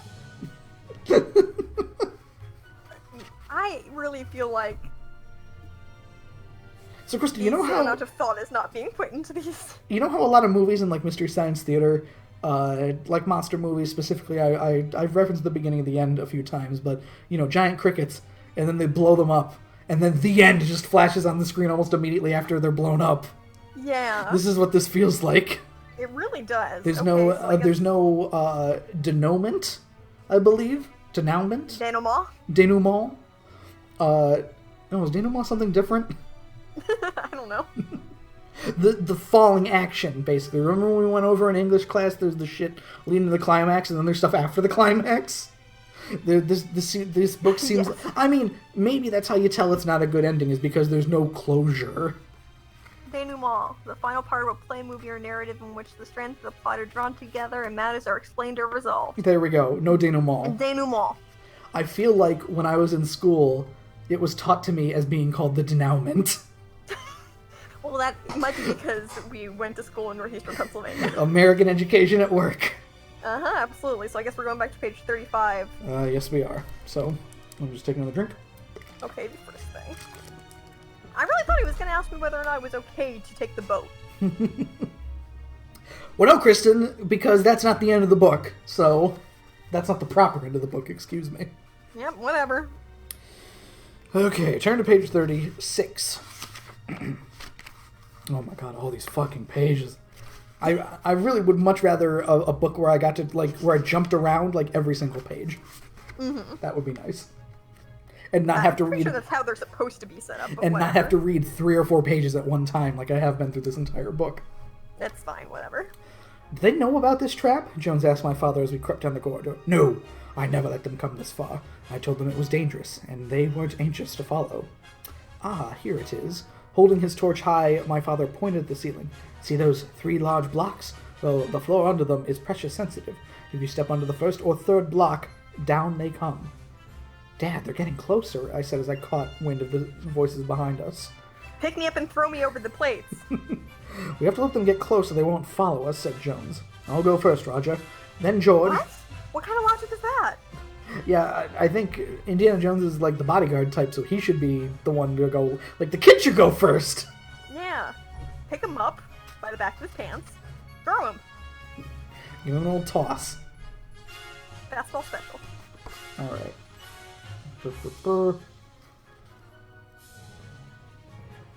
Backing up, he got a running start, jumped over the safe middle section, leaped the 3rd square, and stood on the other side. Can you do it, George? Asked my father. I was scared, but I just smiled, imitating Jones, and took a running leap. I made it to the center square, but from there I didn't have room for a running start. How would I make it over the 3rd square? That's why you got to double jump, Kristen. Yeah. Or you do the Super Mario Brothers triple jump, where obviously you just got it. You jump a little bit higher when you jump as soon as you hit the ground the first time. Woo, woo, Wah! Hurry, George, urged my father, but the more I stared at the square in the block, the more uncertain I became. Then Jones was at my side. Put your arm around my waist and do everything I do. Ooh, Kristen, dirty dancing. This is romantic. I'm gonna teach you how to rumba. Putting his own muscular arm around... Ooh, muscular... He's 8, shut up. Matching stride for stride. Then we were over. Seconds later, my father stood beside us. Before we could catch our breath, 4 soldiers carrying torches came into view. Come on! Cried Jones, and the 3 of us ran. As we turned a sharp corner, I heard a deep groaning rumble, terrified screams, and then... Silence! I stopped, but my father urged me... People. Can't look back. Can't look at the dead... Don't look at the dead guy, please. No. There's nothing we can do for them, George. Just remember, they would have killed us if they hadn't caught us. What? They would have killed us if they would have killed us if they caught us. I'm sorry, my brain inserted hadn't in there for some reason. Yeah, is Indiana like a... He seems a little twisted. It seemed to me that we walked for hours down dark and twisting corridors. Twice more we found and avoided traps that had been left by the ancient builders. Finally, we stepped before a blank wall. Here it is, said my father. Pressing a set of stones, he opened another stone panel. Then our torches were mirrored in 1,000,000 gleaming surfaces. We were in a vast, splendid storehouse of treasure. So she wasn't just a myth. Oh, I'm sorry, that was Jones. So she wasn't just a myth, said Jones, shining his torch on casks overflowing with Amontillado. Overflowing with precious gems. Same thing. Whoa, Jems here? Whoa! Precious Kristen, Gem, underground in Ethiopia all this time. That's where she's been since 1988. My country. No, she wasn't, my father said softly. Moving ahead, he began to climb a set of steps that ran through the center of the room. Come! I want to meet the Queen of Sheba. The steps rose... Joe, yes. place your bets now. Is she going to be alive? No, absolutely not. Isn't that gonna be like a goddess ghost? I wish. I thought that when they were talking about Anubis at the boat before, that they were like, oh man, wouldn't it be cool if there were actual, like, Dark Souls Anubis kind of guard guys here? But unfortunately, probably not in Indiana Jones, because it's not fantasy adventure, it is just adventure. Yeah, probably not. Maybe if this were a Tomb Raider game, or a Tomb Raider book. We can only hope. The steps rose steeply and ended in a platform covered with tiles of gold. A spectacular gem-studded throne. a throne with pictures of Jem all over it. Zaz hates it. It's the guy from The Fan, whose name I forget. Prescott. Wentworth? Wentworth? Prescott. It was definitely Prescott. He was either something Prescott or Prescott something. Doesn't matter. But even more astonishing was the figure that sat on the throne. For a moment, I thought she was alive. So real. And here we have a 2-page spread. Statue or corpse. Place your bets. Of a big gold lady. Cool. A big gold lady with skeletons with gold armor and shit next to him. Yes. And no, that's definitely very Dark Souls-y, like, or Legend of Zelda-y, I guess. He's gonna stand up and start swinging at you. Skeleton guys in gold armor. Menai put me on a throne, Joe. And cover me in gold. Did she seem? Then I realized that the figure sitting so regally on her throne had been gilded and then painted to appear alive. Huh. What? That doesn't make any sense. Gilded. So, wait, I'm sorry, it's a lady who was mummified in gold? Is that what they're telling me? That's what it sounds like. Imagine it, Jones, my father whispered in awe. She has sat here for centuries guarding her treasure. Have you ever seen anything like it? Never, said Jones. You made the find of a lifetime, Roger. We've made the find of a lifetime, answered my father. If it hadn't been for you, none of us would be alive to see it. Now all we have to do is pick out a few small pieces and prove our story and get back to New York in one, and I left it all in one piece. I think we can manage that, said Jones with a grin. I'm beginning to dislike those Italians. And I have a feeling they won't win this war. One of these days, it'll be safe to come back, and this will be waiting for us when we do. I'm coming too, I said. Don't forget me. The end. Don't cut me out of this. Hey, Dad. We're splitting this shit 3 ways. So Kristen, I think we have to go all the way back to, like, the beginning to go to the other city. What? Do you remember when we did the Secret of Rainbow Island? And how it was essentially 2 separate stories? Yes. Yeah. Seems like that's what's happening here. Yeah. It makes me sad that Jules in the Dark is the only true, like, choose your own adventure we got where there were bad endings. Yeah. Jem falling off a fucking fire escape and bonking her head. So we're going back to page 6 and we're going to the first page. Is that, well, let me see here. 35 was, yeah. 32, yeah. 22 was the one, yeah.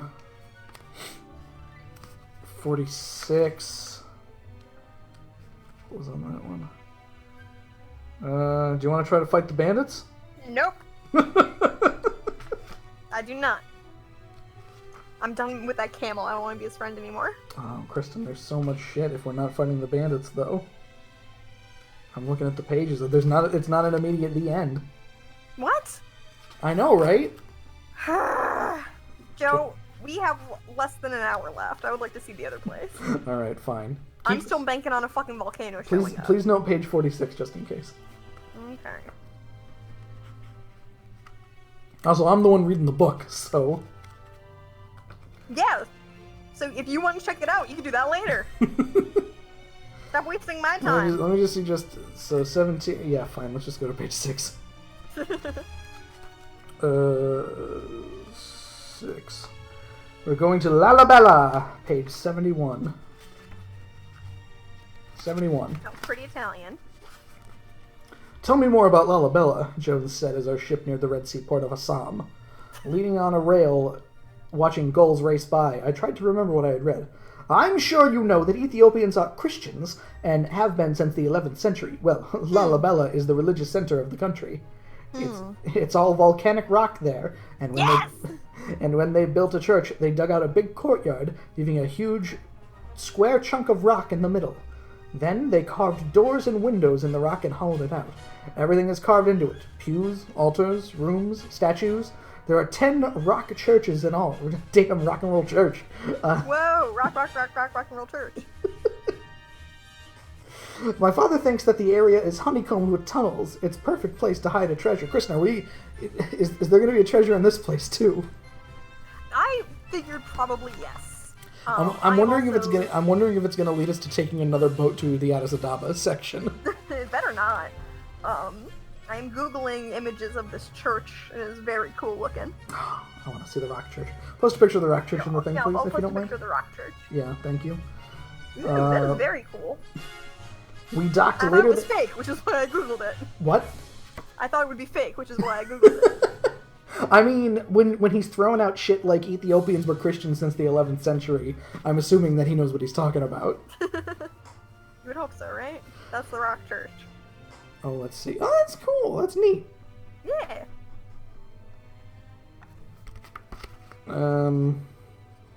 We docked later that day, and by the next morning had purchased mules, supplies, and native robes, and we were on our way. Why are so many people on the roads? Jones asked, drawing his robe across his face to block out the dust. It's almost Christmas, I replied. They're making a pilgrimage to Lollapalooza. Well, that's good. Yeah. Well, that's good news, Jones said. No one will ever notice us with this crowd. We'll just be 2 more faces. Later that day, as we sat in the meager shade of a boulder, we ate lunch of dried dates, onion, and cheese. And we were approaching... That sounds amazing. You put that on a flatbread, you've got a tasty meal. You got a stew going, Pop it baby. in the oven. Yeah. We were approached by 2 men, one of whom squinted badly. They're also like, just to interrupt, like 5 different Ethiopian restaurants in the area that I live in, and we still haven't tried any of them. Kristen, I thought you said... So you didn't know... So, I'm sorry, did you assume that Ethiopia was a nationality and not a country then? Joe, I have no idea. I don't know shit about shit. Good afternoons, humble sirs, said the man with the squint. We are going to Lollapalooza, same as you. And I says to Fredo, my estimable companion, how nice it would be to journey in the company of other educated gentlemen such as yourselves. Why don't we... There's a point where you're so Italian that everything you're saying sounds sarcastic. Like in the, it would be a shame if something happened to this house of yours. Why don't we travel together for safety as well as pleasures? Soon we'll be great friends. It would be a real shame if you didn't want to walk to the city with me. Yeah, see, I don't trust this guy. I stared at the squinty grinning fellow and his hulking companion in amazement. How did they know we were going to Lollapalooza? Because everyone is? We had told no one. How had they known that we were not native? How had they known we were not natives? It could be because you don't look like you're from Africa. Jones and I were both dressed in flowing robes. Oh, Kristen, clearly, of course. Duh. To my astonishment, Jones, who had listened politely, nodded and said, "Sounds like a good idea to me. Why are you folks going to Lollapalooza?" Because we're religious persons, said Squint, putting his hands together. I don't know, that was, Squint is capitalized there. I don't know if I like that. Yeah, they call me Squint. It's my mob name. It's me, Zipper. Joey Squint. It's me, Squinter. No, ew, what? Putting his hands together and gazing piously upward. I'm sorry, I was like, wait a minute, there's not a hyphen there. I don't read too many words that have P-I-O-U-S in them. So like, oh yes, well, so... got the benefit of the doubt. Piously upward. How could Jones buy this man's story? Not even a child would believe it.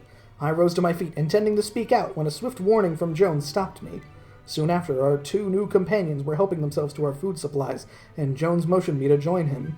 As he rearranged the mule's pack, I whispered, "Why did you let them come? Surely you don't believe their story. Look at them, they're not pilgrims." Keep your guys. Keep your voice down. Of course they're not pilgrims. The squinty one has been with us since New York. Don't turn around and listen to me.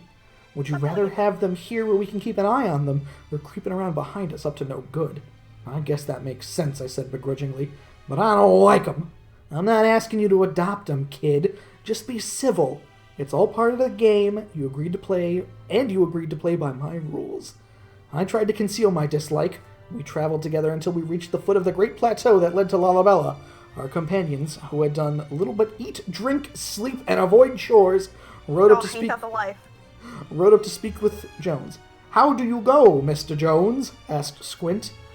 Please note page 73, Christian. Joe, I can't stop looking at the image of the church with pizzazz laid over it. It feels so right, doesn't it? It's extremely good. Sorry, what page? 73. 73. What way we go? I plan to follow the other travelers up this dry riverbed, or Fredo and me, we knows a quicker route. Come with us. Absolutely fucking not. 74. Stranger danger. Okay. This is why so many girls go to the bathroom in groups, Joe. I think we'll follow the pilgrims, said Jones. Shortcuts can be dangerous. Squint and Fredo protested loudly, but they could not change Jones's mind. As we traveled up the dry riverbed all that day, God damn it. After the heat of the desert, it was cool and pleasant. Off to our left, we could hear the rush of water. Irrigation channels, said to the Indiana Jones voice for that one. So the peoples can grow crops all year. Fredo's mule began to limp after lunch, and by dark we had fallen behind. The group. Separated anyway? Oh, fucking whatever. We had fallen behind the groups of pilgrims we had been following. As Jones and I rolled up in our blankets next to the campfire, Squint and Fredo rose to their feet. "We purify us and pray tonight," Squint said. "You sleep best. We sees you in the morning." It'll take more than a prayer. I'm gonna hit you in the head with a hammer as soon as your eyes close. It'll take more than a prayer to purify them, muttered Jones, closing his eyes. I don't know how long I had been asleep, when the ground began to tremble beneath me, and our mules started to bray hysterically. "George, on your feet!" yelled Jones. I sat up sleepily, trying to figure out what happened. "Run, George, run!" Jones shouted. Stumbling to my feet, I followed him as he dashed for the nearest bank. But I was still stupid with sleep, and had barely reached it too. when I heard a deep growling rumble. Looking up, I saw an immense wall of black water thundering down on me.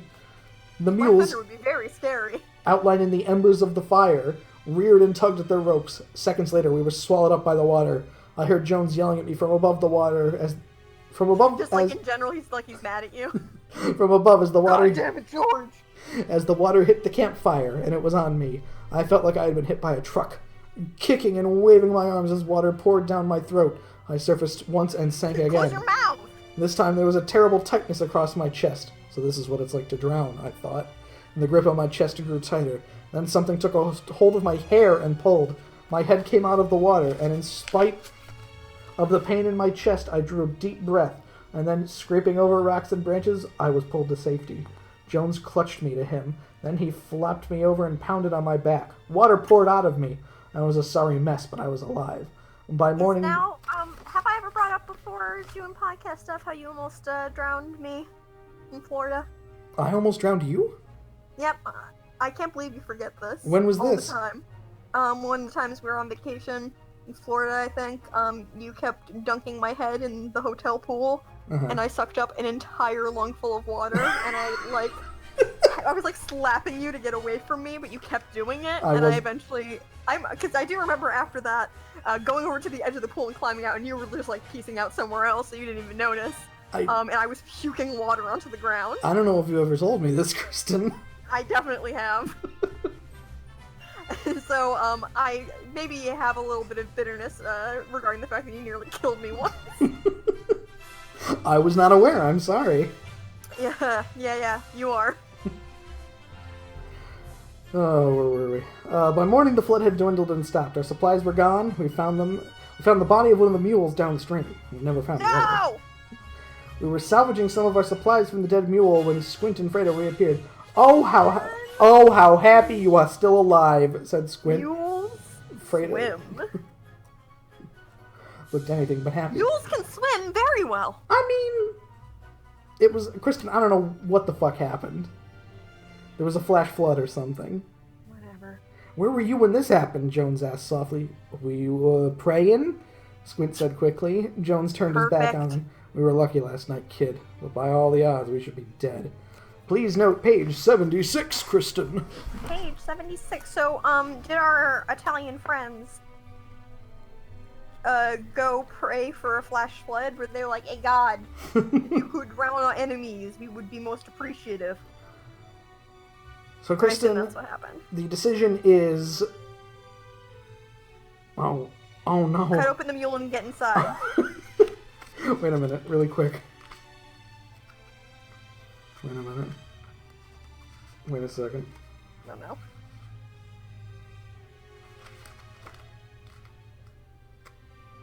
Are you reading forward? Stop it. I'm just checking because one of the options is to take a train. Okay, you know what? So, Keep Kristen, we can either take a train to Addis Ababa at this point and lose these characters, or we can keep going. Well, I guess we're gonna keep going, aren't we? There is a single page before we get to the train, so I'm going to read that real quick. Okay. Jones told Squint we had decided to catch the train to Addis Ababa. I wishes you would change your minds and stay... God, like he's adding S's to words like the fucking construction worker in Futurama. Perfect. I wishes you would change your minds and stay with us. But if you will not, then we will come with you. It is too dangerous for you to travel alone. Take this. Oh no. He picks up Georgia, hands him to Indiana. Well, we wouldn't hear of it, Jones said smoothly. We know how important your pilgrimage is to you. Don't worry about us. We'll be fine without you. But, Squint stammered feebly. But there was really nothing he could say, and we left the two of them fuming in frustration as we walked away. Fortunately, No. Jones had slept with his money belt. Oh shit, his belt made of money.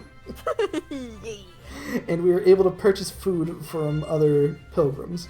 We re-entered the desert, and I welcomed its openness with relief as we trudged back Joe? toward... Yes. I have an observation. Yes. And I know I have a habit of giving bad guys advice in things. But wouldn't it have been perfectly acceptable to be like, no, I think protecting someone else is more important? That's what God would want? Potentially, but these bad guys aren't smart. You're just assuming that. I am just assuming that. You're right. Basically, yeah, this leads us back to page 16, which leads us to the train. So, page 77. Nope. It takes more than that to scare me, I said angrily. Are you sure? Asked Jones, looking at me intently. I'd like to check out Lalabella, but it wouldn't be worth it if you were dead. Your dad would never forgive me if I got you killed. I wouldn't like it too much either. No, let's keep going. I have a feeling this is where they You would guys keep... have quite a rapport. I have a feeling this is where they would keep my dad. Okay, kid, you're on, said Jones. He turned to Squint and told him we would continue. Excellent, said Squint. Excelente. Excelente. See, this And- is, my suspicion. Much like Rainbow Island, where the treasure was a bunch of different places. I feel like your dad's a bunch of different places, too. I was going to say, I feel like we might end up finding the dad over near the volcano. So. I would not be surprised if we found, the treasure in a completely different place, too.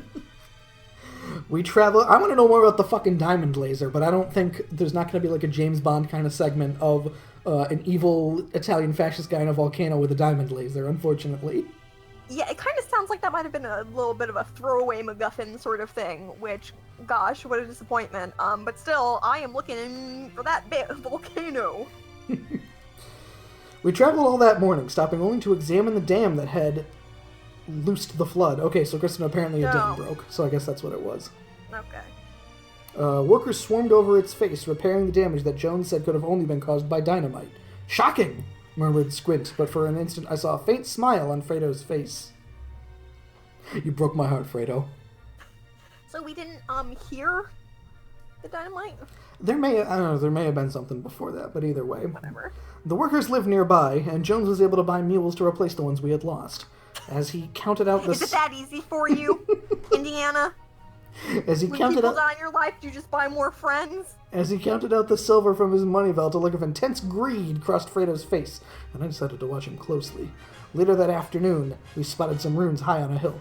Portuguese, said Jones. 16th century. What the fuck are people from Portugal doing in Ethiopia? I guess they're doing whatever they want. They're not Free even country. they're not close to one another. Neither is America. Well, Kristen, it's not like I would go to a fucking... Alright, cool. I mean, I would go to the the Panama Canal and go, American runes. That's true.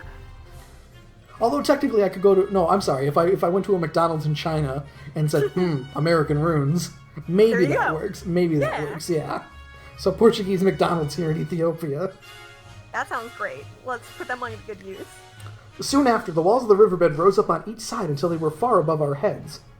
The trail grew narrower and narrower until considering getting out?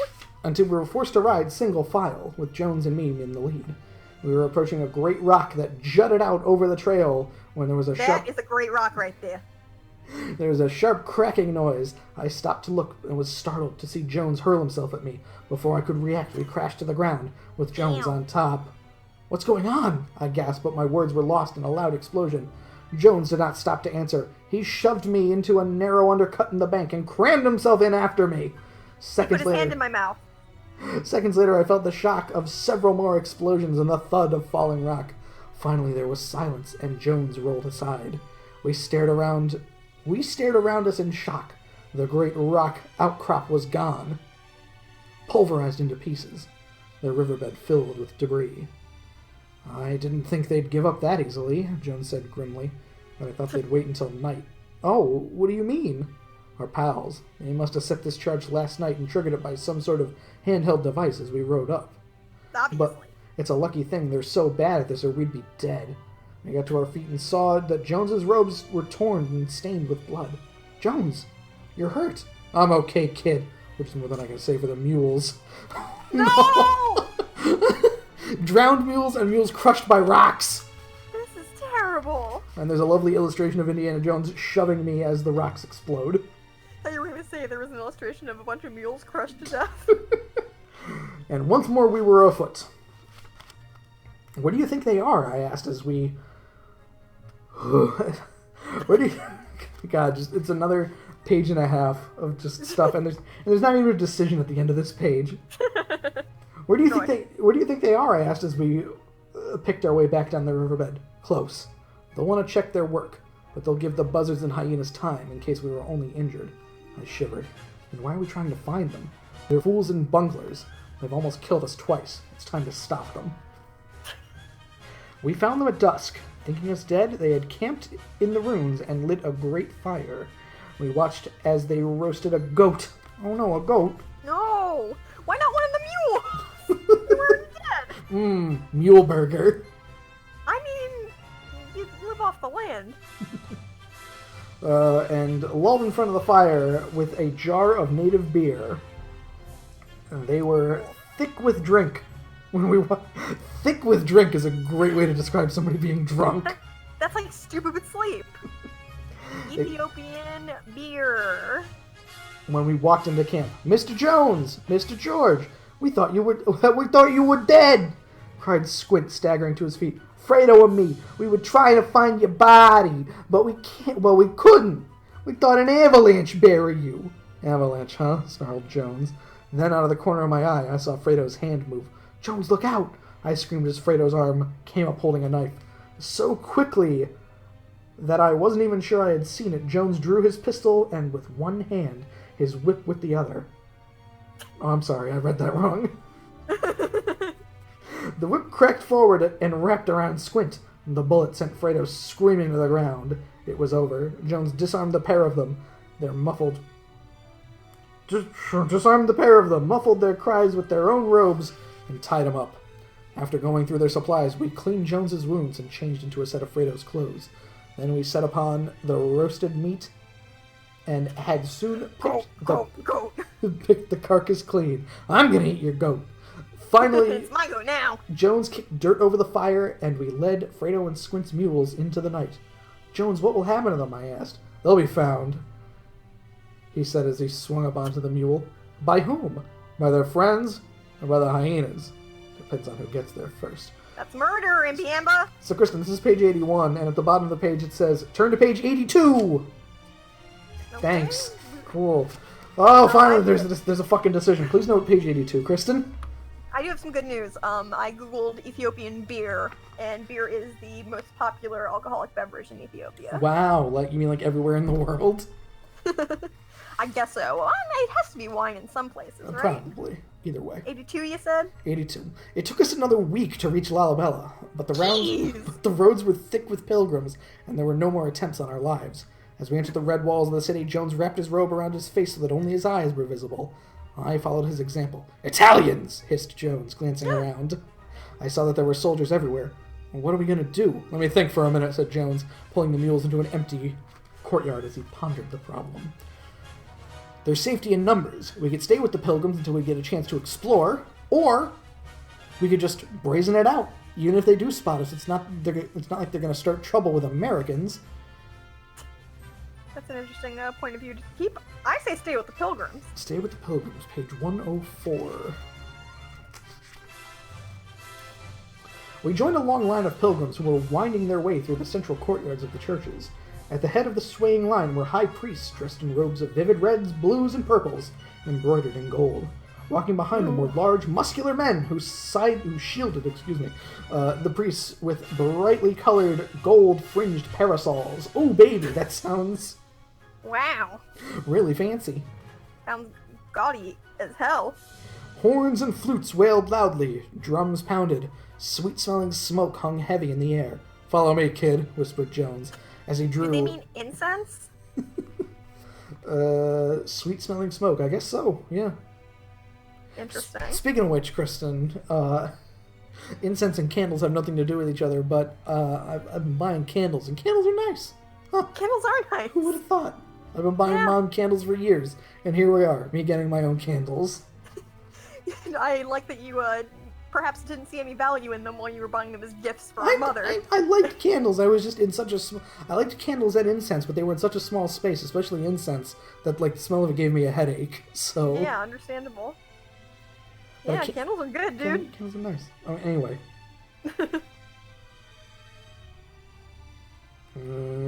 Goldfinch parasols. Horns and flutes wailed loudly, drums pounded, and sweet-smelling smoke hung heavy in the air. I think I said that already. Follow me, kid, whispered Jones as he drew even with the largest of the ancient churches. We ducked inside. "Now what?" I asked. "Let's check the place out," said Jones. We checked high and low without success until Jones found a trap door behind the altar. Seizing a fat candle, very interesting way to describe a candle. Like a blunt. We descended into the darkness that lay below. It was creepy. The flickering candle barely lit our way through the low, narrow passage, and I kept hearing noises. Suddenly, Jones stopped. "Hold the candle," he whispered.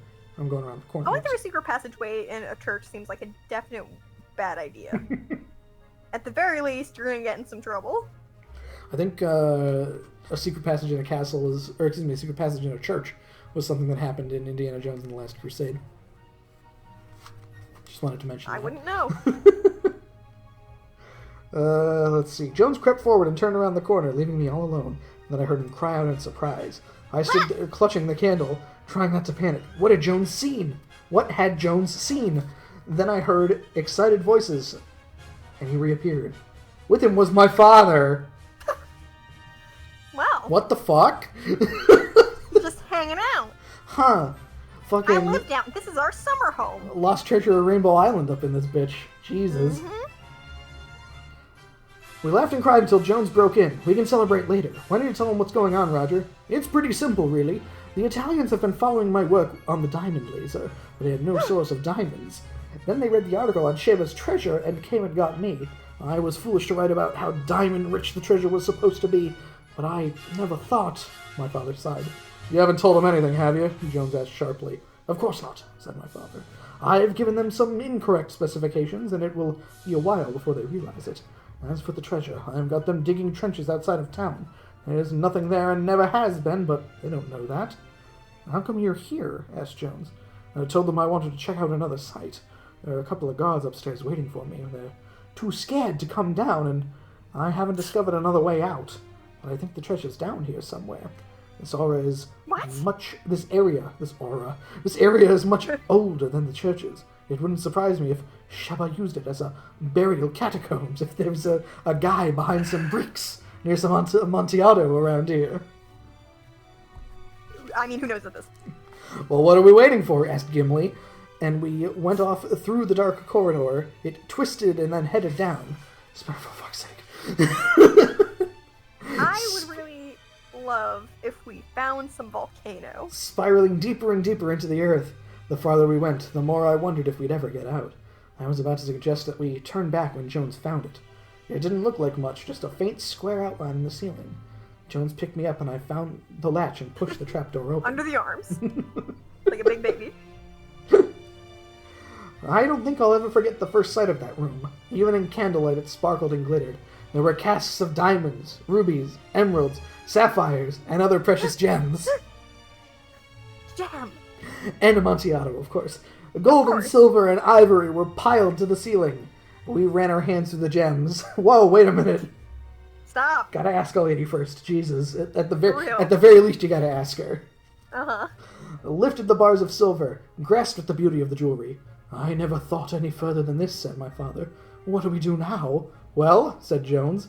As I see it, we have two choices. Kristen, please note page 107. 107. Rock 107. Two choices. Joe, you know what's just annoying me now? What's that? The fact that we know there is more than one treasure hoard. Yeah, that's a little annoying. One of them's just gonna stay buried forever, depending on the timeline. Alright, what are our two choices?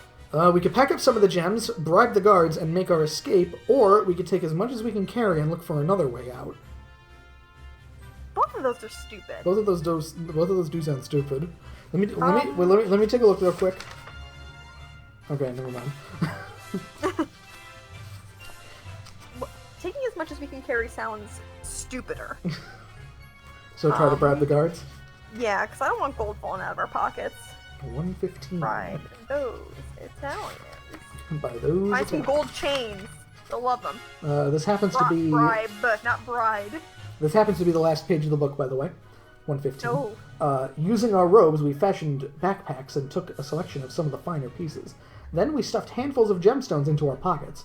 With one last look, we slipped through the trapdoor and closed it behind us. We trudged back through the long, dark corridors until we re-entered the church at last. As we stepped free of the dark walls, it felt as though a great weight had been lifted from me. Jones and I crouched in the shadows as my father called the soldiers inside and bargained with them. At first, one of the soldiers argued against taking the bribe as I saw Jones draw his knife. But as my father added to the pile, greed replaced honor, and the soldiers scooped up their treasure and hurried away.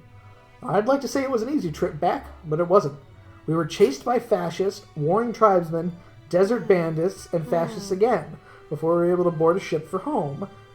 And as we watched the African coast disappear over the horizon, Jones and my father lifted a glass and toasted to the day when we returned to the treasure of Sheba. So why don't we get to learn about any of that? The end, by the way. That was not super exciting.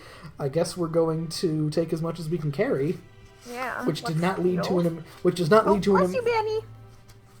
Sorry, Benny just sneezed. Which does not lead to an immediate ending, which is what I checked. So, because it's one of those things where it's like, we were on page 107. Turn to page 108! Yeah. What is this place anyhow, I asked. It really gives me the creeps. It's supposed to, said my father. The tunnels represent hell. Pilgrims travel them in the dark, scaring themselves half to death, and emerge convinced that they should be good, so they can go to heaven. Oh, cool, so the normal Christian thing, basically. Yeah, fucking idiot Catholics. I suspect the tunnels are actually part of an earlier native religion that the church adopted for their own purposes. Do you think that the priests know about the treasure? I asked. I doubt it, answered my father, or they would have removed it by now. Just then we heard voices below us. Snuffing out the candles, Jones lifted a trapdoor and cracked and listened. After a minute he closed it. Pilgrims, he said. Excellent, said my father. The tunnels will be crawling with them in a few minutes. It's a perfect time for us to escape. We'll just follow a bunch of them down the passage. Working quickly, we took a few choice gold pieces and several handfuls of gemstones. Then we crouched to the trap door and waited. That sounds like you're taking less than you took in the other path. Within minutes we heard voices. When we passed, we slipped into the corridor and followed them. We could hear their frightened impromptu prayers, and I must admit I shared their fear. The tunnel was creepy by candlelight, but it was terrifying in the dark. Jones, there's another tunnel over here. There's another tunnel over here on the right. I can feel it. Should we keep following the pilgrims and mix in with the... Oh, Kristen, please note page 109. Ooh, page 109. Should we keep following the pilgrims and mix in with them? Maybe the guards won't notice us. Or should we take the side path? It's probably just what we've been looking for. Probably just what we've been looking for. I like the sound of that. Let's go sideways. Okay, page 112. We slipped into the side tunnel, and the sounds of shuffling pilgrims slowly faded away.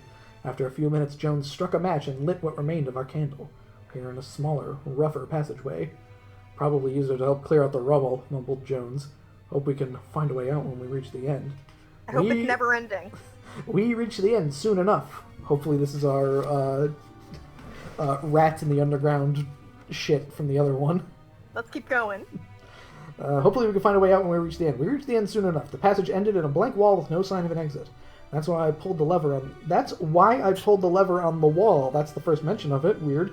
Yeah. I thought it would open a secret door or something. Well, that's not what happened. Jones screamed, "No!" and hurled himself at me. We crashed into the wall and there was a loud roar. What's that noise? What happened? Tiger. I cried in alarm. A Judas gate! Jones said grimly as he rolled off me and stared up at the ceiling. What's that? I asked worriedly. A trap, kid. Put here a long time ago to catch anyone who tried to steal the treasure and escape. You mean we're trapped? You got the picture, kid. Take a look! Turning, I saw my father running his hands over what appeared to be a solid wall of rubble. It filled the passage from floor to ceiling. Anything, Roger? Nothing. Not even a crack, said my father in despair. It's filled in solid. We're going to die. Well, thanks for looking on the bright side, Dad. Not if I can help it, said Jones. Look here, kid. That fall cracked loose this corner of the wall. Do you see what I see? Putting my eye to the crack at the base of the wall, I saw daylight. I think this is an outer wall. No telling if we can work our way through. Even if we do, we might be stuck on the side of the mountain. Shoot it with your gun. But it's our only chance, and we've got to take it. You're the smallest, George, so take my knife and see what you can do. So here I am, I'm gonna take a break. Scraping my way through rough volcanic rock, trying to clear a passage. Every time I move, I hear rock shifting above me. I'm scared, but I'm determined not to let Jones and my father down. I got us into this mess, and I'm gonna dig us out of it. If it's the last thing I do, the end. I mean, at least volcanic rock is porous. Okay, never mind. I guess we gotta take the other path then. Page 110. As we neared the end of the tunnel, Jones slipped up behind the last pilgrim and grabbed him. He gave a tiny squawk and collapsed in a deep faint. Probably figured the devil's got him, chuckled Jones. Working quickly, Kristen, they're doing this shit in the dark, and if somebody suddenly grabs you as you're a scared Christian in the dark, as your jewels in the dark, I would just start screaming. Working quickly, he stripped the pilgrim of his robes and gave them to my dad. We hurried after the others. Pull your robes over your faces, Jones whispered as we re-entered the church. Imitating the others, we bowed and nodded to the door. I'll never be sure of what went wrong, but suddenly 2 guards jumped to their feet and drew their pistols. Stop! They yelled in Italian. We burst through the door, scattering pilgrims like leaves in the wind, and ran through the thick of the crowd. Suddenly Jones pulled out a handful of jewels and flung them into the air. The sun danced off their facets, and they fell into the crowd like it was brilliant rain. The crowd surged around us, shouting and scrambling for the gems. The 2 guards struggled to reach us. The excited throng would not let them pass, and we slipped away like ghosts in a fog. The trip back to the coast is something of a blur. I think half the population of Ethiopia was looking for us, but somehow we escaped. As the powerful trimotor climbed into the sky over Africa, Jones said, Whoa. Roger, we've made a great discovery. When this war is over, why don't the 3 of us come back and do this right? My father smiled, placed his hand on top of Jones's, grinning like a fool, and I placed my hand on top of theirs. The end. It feels like you're kind of inserting yourself into their moment, but, you know. Indiana Jones did say the 3 of them. Oh, okay. Multiple times it seemed like Indiana Jones was going to kiss your dad. Nice cat gif. I like it. Yeah, it's from the YouTube channel Cream Heroes. Oh, cool. That one that you've shown me a few videos from. His name is Dee. What was the page? The last thing was going off with the guys, right? With the dudes who were following us instead of following the pilgrims, I think? You mean to the shortcut? Yeah, the supposed shortcut, I think.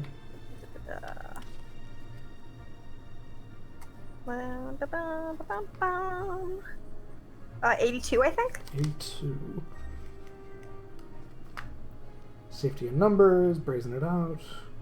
Oh yeah, start trouble with Americans. So no, you're right. This is the thing here. Page 83. I never did like sneaking around, said Jones. Let's just do it. We turned the mules around and rode back into the street. There was a platoon of soldiers marching smartly down the road. We stopped in front of them, and Jones had me speak to the lieutenant, who led them. Good afternoon. Guten Morgen, I said in Italian. Where can we find your commandant? He looked at us suspiciously. Then, pointing us back the way we had come, he said, There is a large mountain outside of town. You will find him there. Thanking him politely, we rode away. When we got to the mountain, we set up mules on the narrow trail and wound up in its steep walls. We came around a sharp turn, and to my surprise, I saw my father standing with the commandant. Okay. Okay, great. Below them, several men were digging in the hard, red volcanic soil. Jones pulled me back before we were seen. Crouching together against the side of the mountain, we argued what to do. So, Kristen, please note page 83. Page 83. Let's go in there and get him, I argued. There aren't that many soldiers. We can do it. I know we can.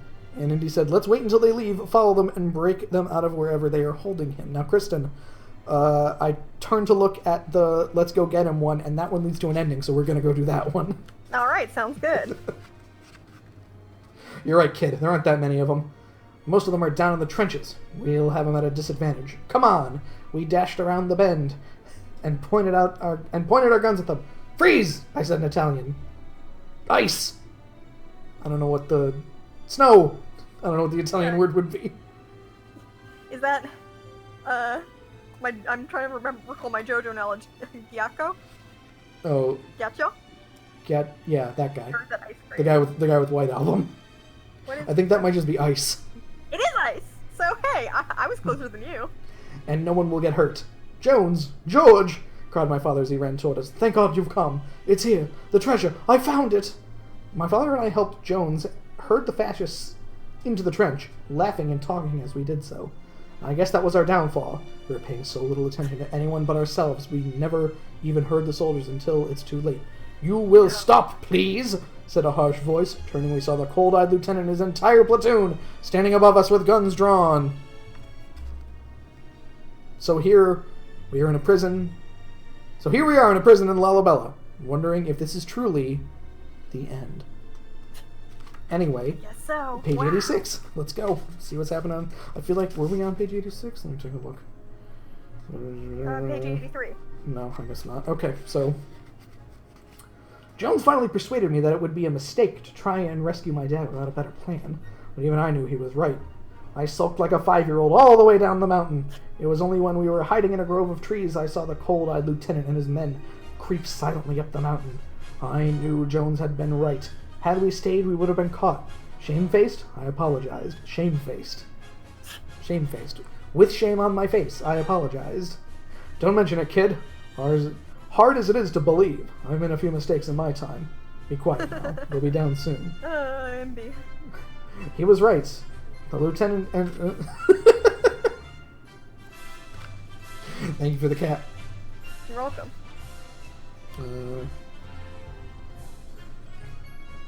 Joining a group of pilgrims, we followed the soldiers into the town without being spotted. Excellent, said Jones, as my father and the commandant entered a large adobe building. A large Kristen, a building. What? Do you know what it was made out of? Oh, brick.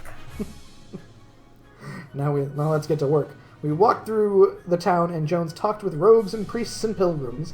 A lot of money changed hands. It's Christmas. Call it charity, said Jones as he shook the last hand and smiled cheerfully. Then we traded our mules for 3 horses, whose owner said they would run like the wind. By nightfall, strange wailing music filled the air. Good, said Jones, nodding at the throbbing drum beat. Sounds like this place is filling up. As we led the horses into the crowded streets, it seemed as though the number of pilgrims had doubled. We pushed our way through with great difficulty. When we reached the appointed spot, we found the rogues. Royally robed priests, and their drum-carrying servants, and a horde of white-robed pilgrims waiting for us as... fuck's sake. Waiting for us as arranged. Confusion! Said Jones, smiling broadly. Yeah, no shit. Then he gave the signal, and we all moved out, singing loudly, waving braziers of sweet incense. Braziers of incense. Braziers of incense. Yeah, like braziers, like heated metal things. Thank you, Kristen. I shouldn't have said that like I was being facetious. I did not know that. Okay, cool. Yes. Braziers. Like the porn place. That's Brazzer. Well, how do you know that?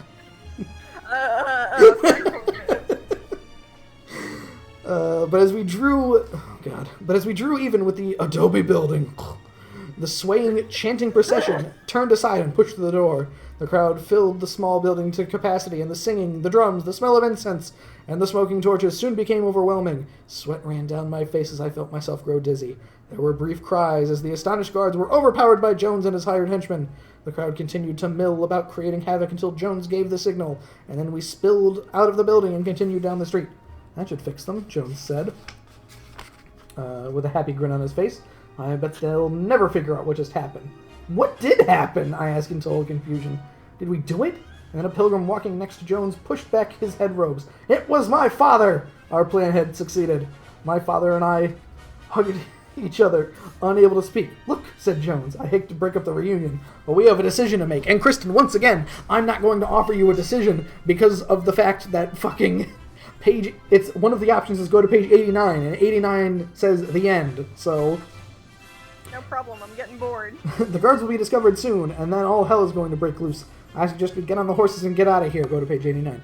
Jones, we're so close. We can't leave, argued my father. Think of the treasure! Look, Roger, we're alive now, right? I'd like to stay alive, said Jones as he lifted up onto a horse. Use your head, Roger. Treasure is only metal and stones. It is as important as your kid. Normally I'm as greedy as the next man, but if I had a kid, I wouldn't... You do have a kid, Indiana Jones. I wouldn't risk him, especially not this one. Kristen, who is this K-pop person, presumably, that you are posting pictures of? This is the same girl as the one who is in the rabbit dancing gif. Okay, wonderful. Daehyun from Twice. I'm Googling pictures of her. You're right, of course, my dad said, and we got on a horse without another word. It was a long... Alright, so, yeah, whatever. We wrote the end. We wrote off. Page 90 is where we are going. We can't, Jones. I know where the treasure is. Page 90 is the catacombs. Is that... No, this is different. So we're going back into the catacombs for a fourth separate time, it looks like. In a fourth separate way. We might as well just set up shop there, stay for the rest of our lives. I was really hoping that the thing with the band would lead us like into the catacombs, and it would be like a kind of circular thing, and that's where we would find the dad, I guess, but it doesn't work out that way, so unfortunately... I was really hoping for a volcano, and I don't think I'm gonna get one. I'm just gonna... God, there's so many fucking pages.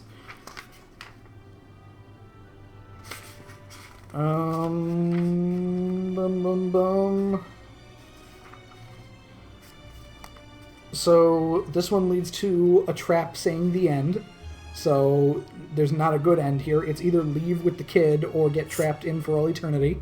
So let's just go back to wherever the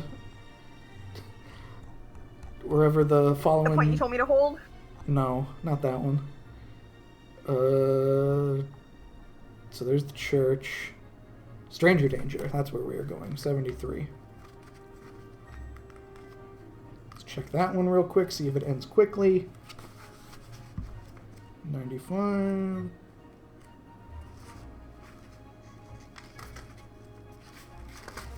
This leads to another choice. Wow. They offer the chance to take the train to Addis-Ababa again, Kristen. No! Addis-Ababa, rather. I will not. There's a lot of... Wow. There's a lot of,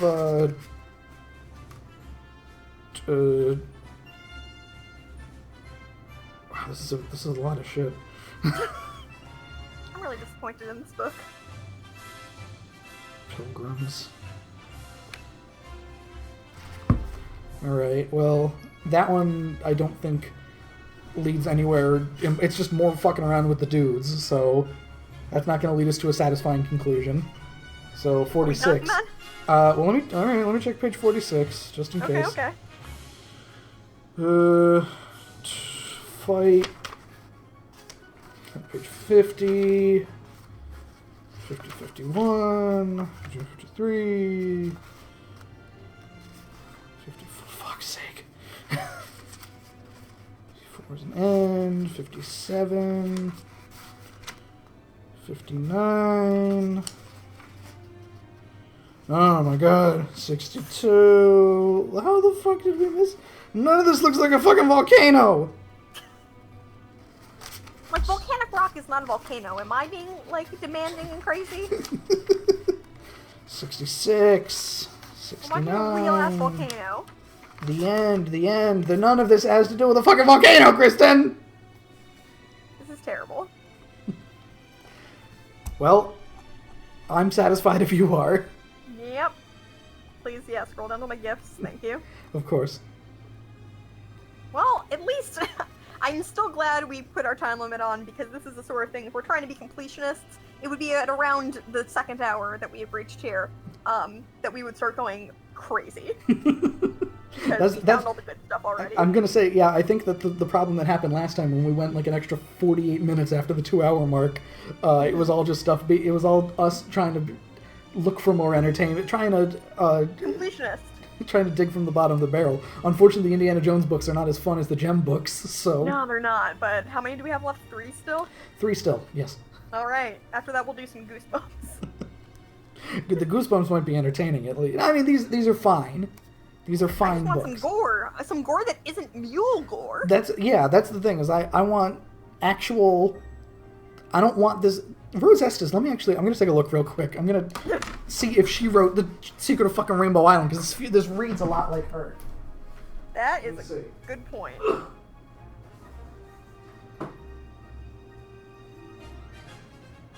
No, actually. No. I think she might have taken some bad lessons from it, though.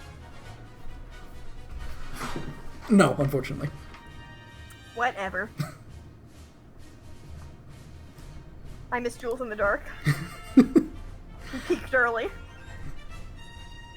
We really did. Well, I think then, just as the Indiana Jones music is coming to the end of the 2 hours as well, because literally there's less than a minute left of it. Alright, perfect. I think that, Kristen, how did you enjoy Indiana Jones and the Lost Treasure of Sheba? Not enough volcanoes. This Not definitely, enough this alligators. This overpromised and underdelivered. There were no alligators in this one. There was no rats. There was a lot of creeping around in tunnels and stupid shit like that. I was a big fan of Mussolini's goons. Am I allowed to say that? Is that okay to say? Kristen, they are just fascists. It was a very nice twist for it to be like they're fascists, and us to be like, oh, obviously they're Nazis. No, they're not. They're actually Italians. People forget that was a part of the war too. Hey, maybe they could have been Japanese fascists for all we know. Educational. I learned that Ethiopia is a country. And not a type of food. I knew that. Obviously. Alright. And I learned beer's popular. Beer, wow, everybody's favorite. Join us next time for the 3rd Indiana Jones book, which I could have grabbed when I went to go look at the Gem ones, but I didn't, so... It's probably called something stupid again. Don't worry about it. Goodbye, everybody! Bye.